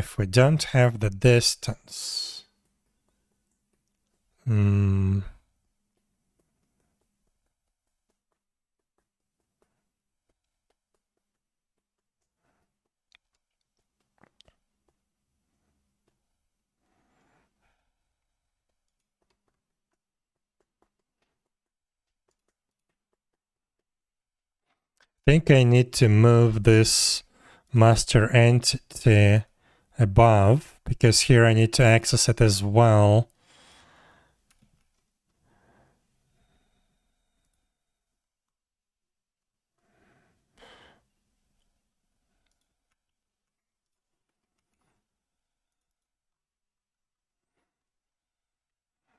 Then we can combine this.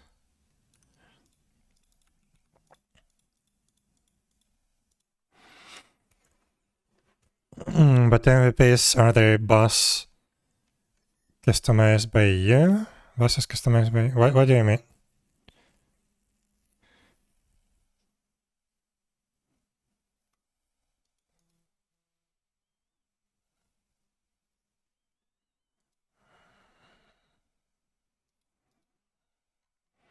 Like, we will have a bunch of bosses in the game that will have summons. Some of the bosses will not have summons. Some of them will.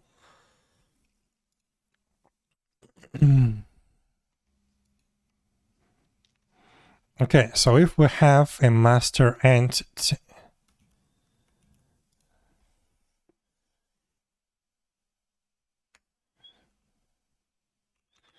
if master entity is not null, else we do that. So if master entity is not null, oh wait. I need to place this one above everything else, I guess.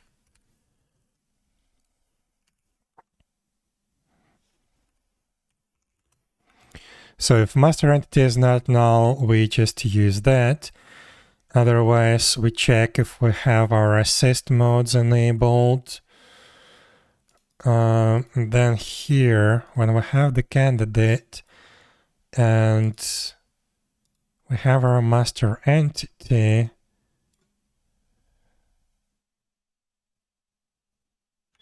then we just add the target. Why is this aligned weirdly? Otherwise, we check all the other conditions that we did before. Also, is this one enough? I could use the enmity of the skill for the enmity table. So every time you attack, the master, all its summons will receive the same enmity as you add to the master. That could be good. Otherwise, yeah, for normal assist modes, that's just add in the target. But this will actually change the target. So let's say somebody is attacking a summon and another person is attacking the boss, the master.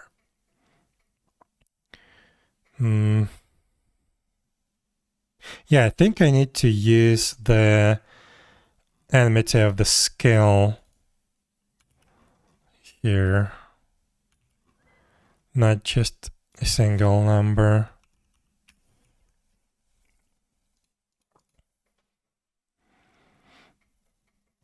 Will I be able to summon in Baphomet? No, there is no Baphomet in the game, unfortunately.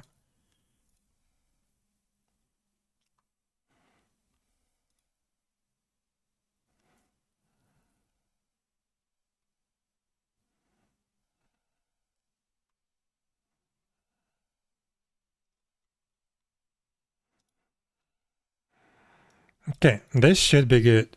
So let's see. If we don't have a master entity, then we just check for our assist modes. Again, here, if we don't have a master entity, then we will rely on the race and set IDs to assist. So we run the same logic as before. But if we do have a master entity, then any attack on that or by that master will trigger the assist, and it will just forward the enmity. Wait. This is not that. So when somebody attacks the master, this is fine that we forward the enmity to all the summons. But if the master attacks somebody else, we shouldn't do that. We should just use one. So I need another check here.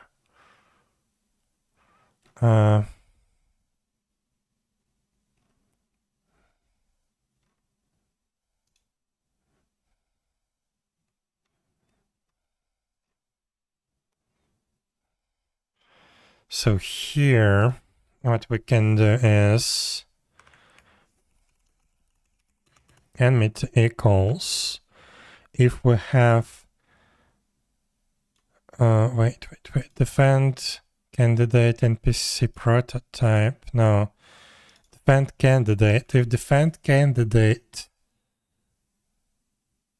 equals action, signal source, then we use 1, otherwise we use enmity of the skill. And let's document that.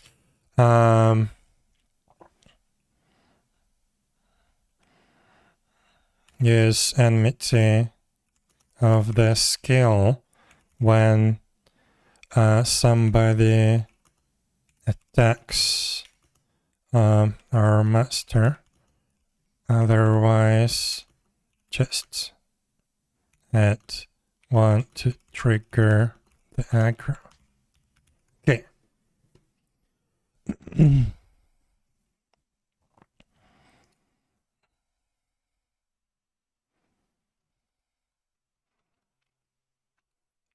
Okay, that should be good.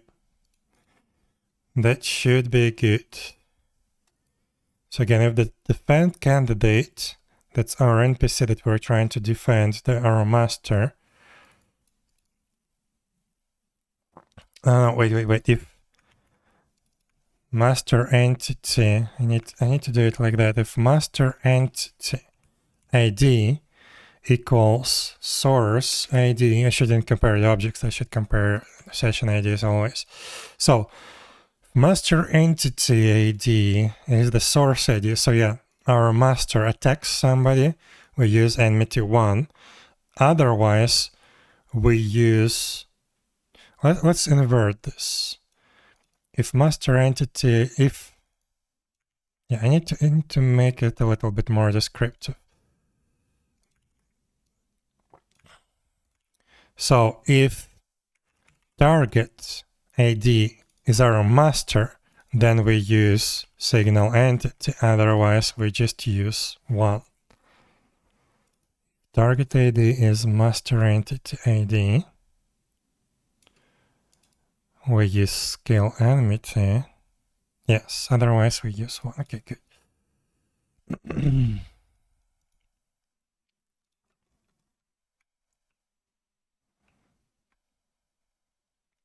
Okay, this should work. Let's try to build.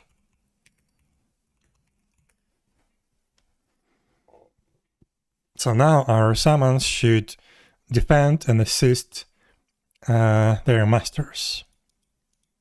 Do we need anything else in terms of behavior? Well, there could be one more thing. The teleports. So if the master teleports, the summons should also teleport. I'm not sure how to do that. So this is oh my god.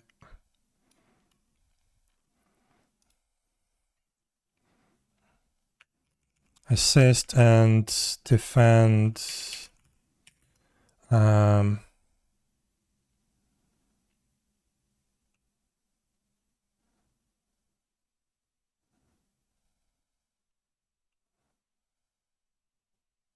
Triggers for the summons.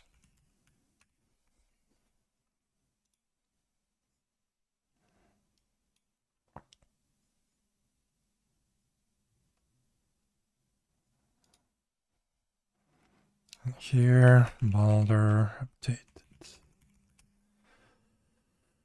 Okay, so I have that. Now, what about the teleports? Yeah, that could be a big problem because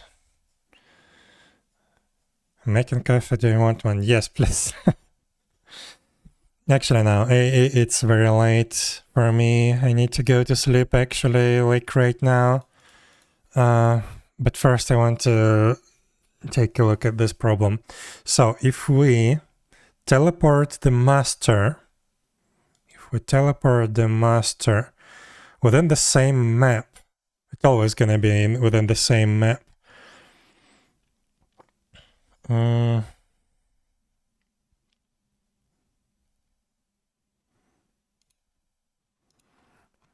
not really sure what to do then. Like, all the summons should be teleported as well. But how do we do that? And how do we even teleport the master? I guess random teleport skill. So for example, if this skill teleports our master, which could be the case, then we also need to teleport our summons.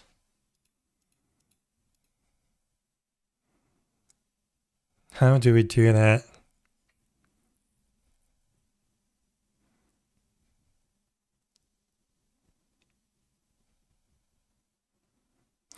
So let's say if we don't teleport anybody, our master teleported to the other side of the map, and the summons stay in the same place.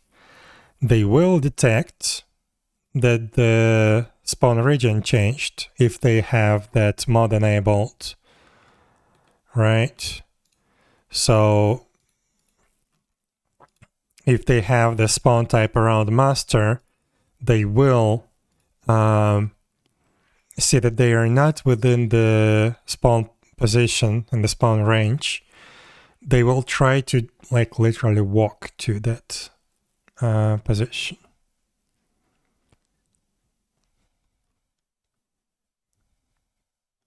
Yeah, they will set the target position from the spawn range, and they will literally walk to the master. That's not good.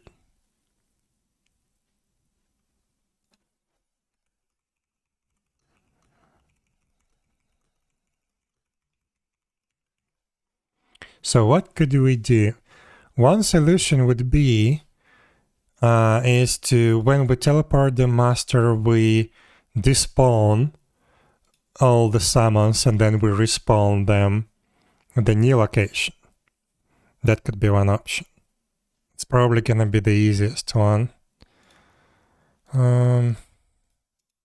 Warp to instance.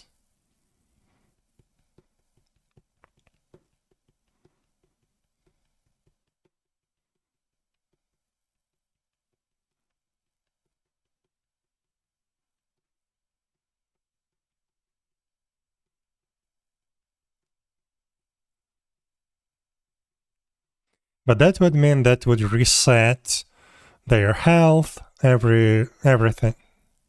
It would mean like all the existing summons will disappear and the new ones will reappear. Is that good? I don't know.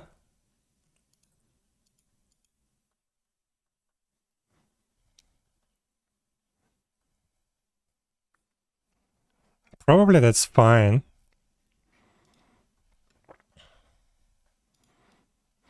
Another solution would be to check the actual range. So if the distance to the spawn range is greater than, I don't know, like 10,000 units, then we teleport manually.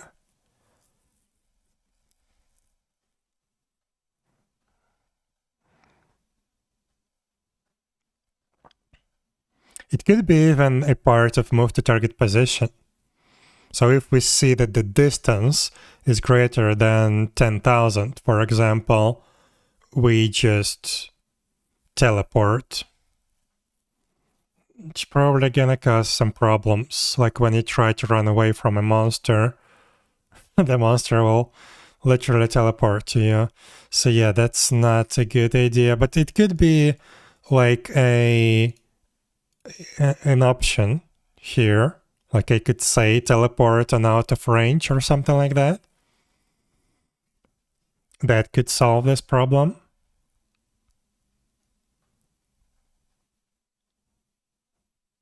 But no, that's not gonna solve the problem. Let's say we have a map with a few isolated rooms, like completely isolated rooms. And we want to make our boss to teleport between rooms from time to time. That would mean that if we follow this approach, then our summons will just get stuck. They will not be able to walk through walls, even though the range is close. So I think the only good approach would be to actually integrate that into warp to instance signal, and every time where is it processed? Movement? No. Oh my god, where is it?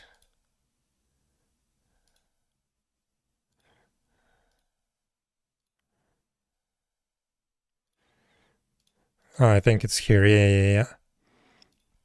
Warp to instance. So here,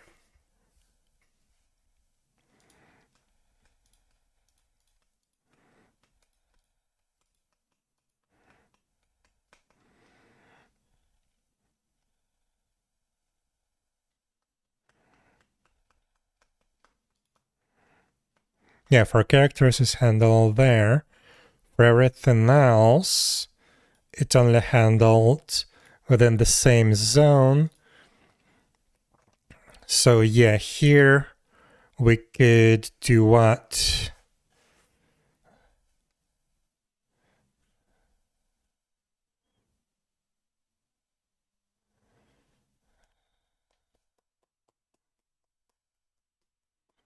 Entity disappears. Can I?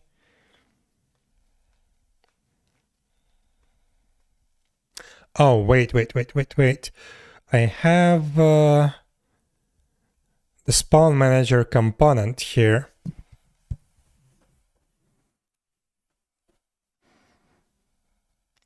Oh no, it doesn't have the signal handler.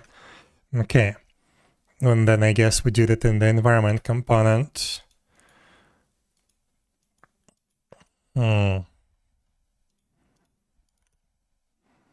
Yeah, it's literally a spawn manager.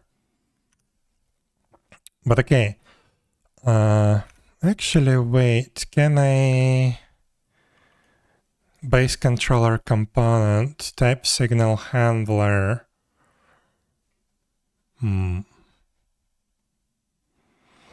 could just use typed signal handler and forward it. So technically I could do that in the spawn manager component. So every time we receive a warp command,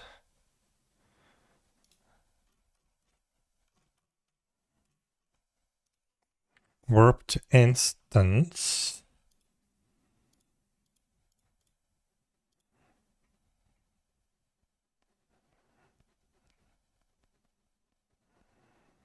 character session component,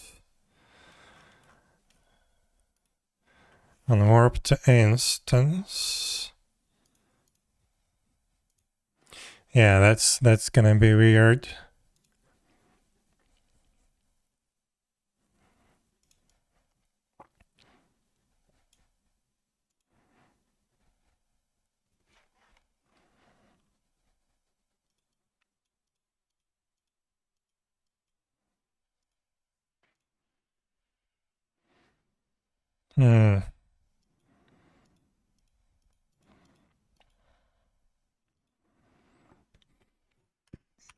So here what I would need to do is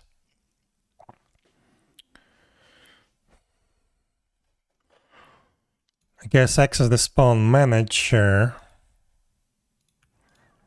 Spawn manager. No, I can't destroy spawners. Crap, how do I do that even?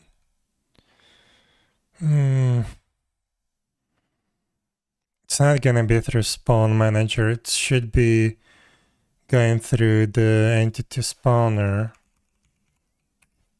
here I should despawn any entities.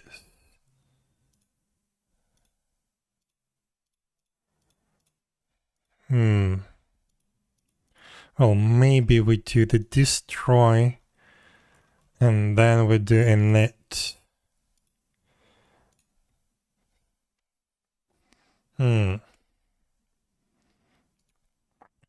So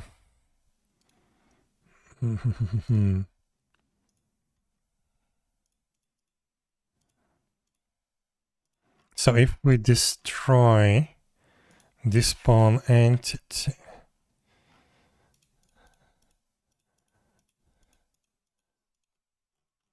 it doesn't actually stop the timer, right? It doesn't stop the update.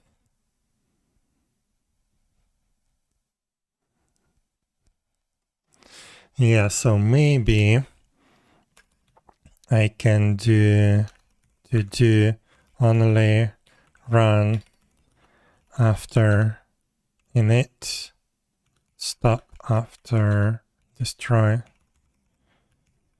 Right, and then maybe here I can get var spawn manager component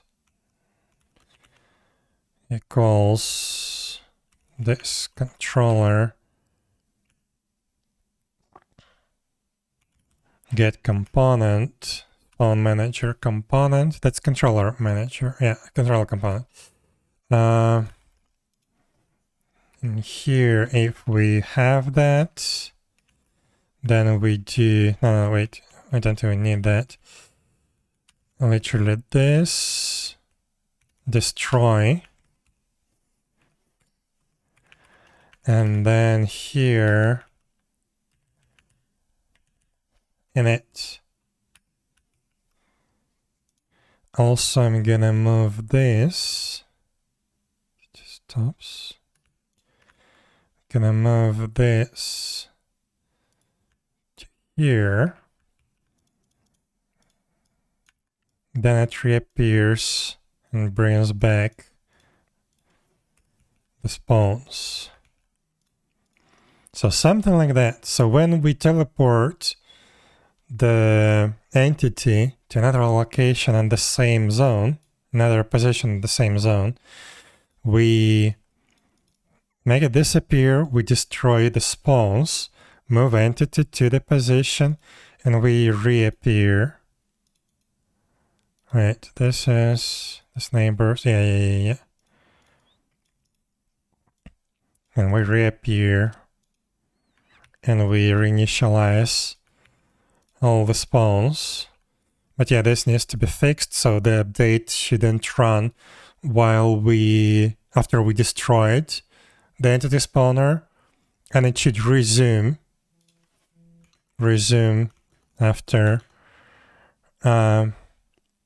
subsequent init calls, something like that. And that should teleport, well, not teleport, but recreate all the spawns on the new location. It's not very nice, but I think that's good enough. I don't know.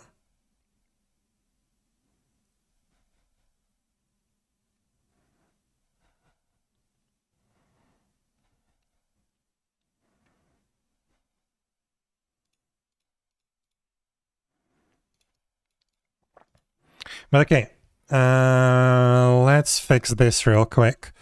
So this should be very easy. We just, oh yeah, I need to get rid of this. This should be not read only. Wait. Here, private bool running.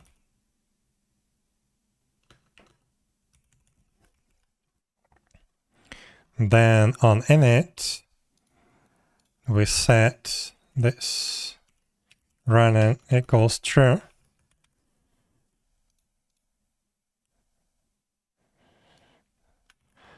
And on destroy, where's the destroy? On destroy, we do running equals false. And then here,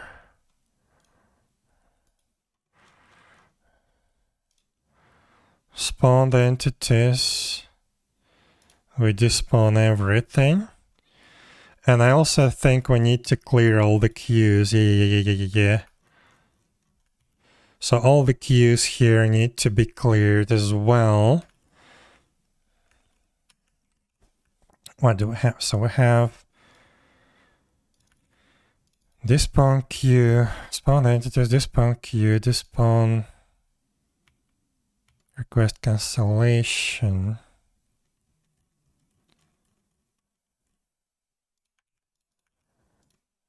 Queue clear.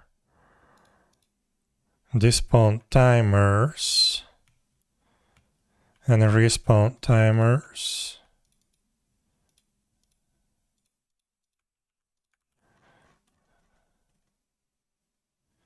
Yeah, all of these should be cleared as well. So spawned entities, we clear that. Clear this. This and this.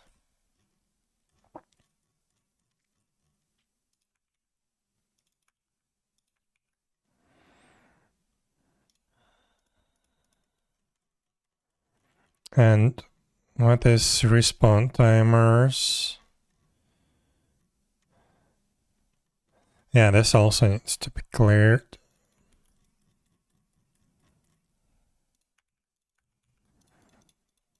Okay.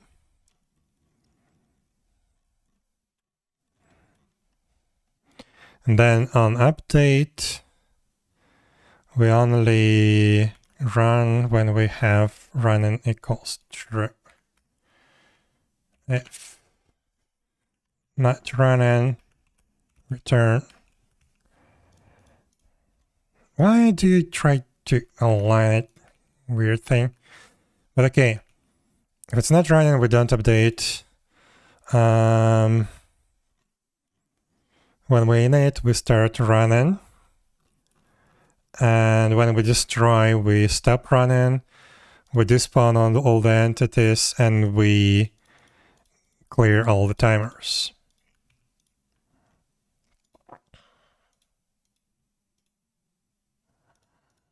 Yes, okay, good.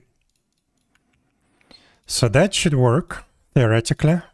And now we should theoretically teleport all our summons, well, recreate all the summons on the new location and destroying the old ones when we teleport. Okay, should be good. Should be good. Is that everything? I think so. Maybe. So when we spawn an entity, we spawn all the summons together with it, and it could be very different logic attached to it, depending on how we configure that. When the master entity moves, we can also move our entities, so we can follow our master. We can defend it and desist, and we can teleport, roughly speaking, with the master. So yeah, I think we're good. I think we now have summons. Now I would need to test all of this. Okay, this is gonna be it for today. I really need to go. So let's see, can we raid somebody?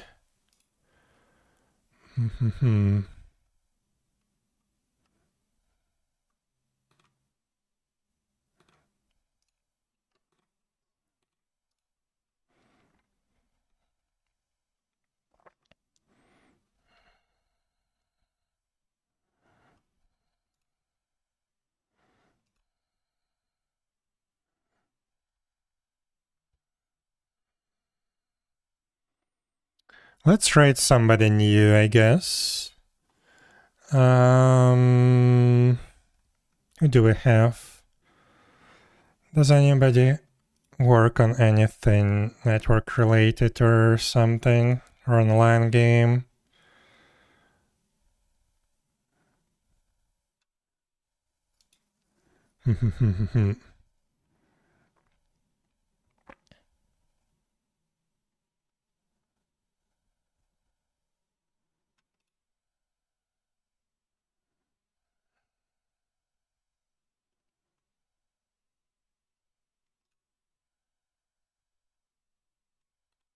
Oh, I saw something interesting. Not sure what that is.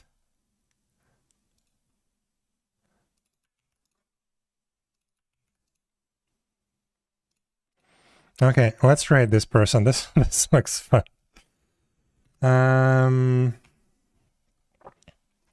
Yeah. So yeah, this is gonna be it for today. Yeah, today we did a lot of progress. We actually managed to implement the following logic, the assistant defending, and the teleporting, I guess, logic for the summons for the bosses, which could be nice. I also want to implement the formation move later. It should be doable, shouldn't be too hard. Like, I already have it planned in my head. Maybe we can tackle that tomorrow, not sure. But yeah, I need to test all of this, make sure that it works.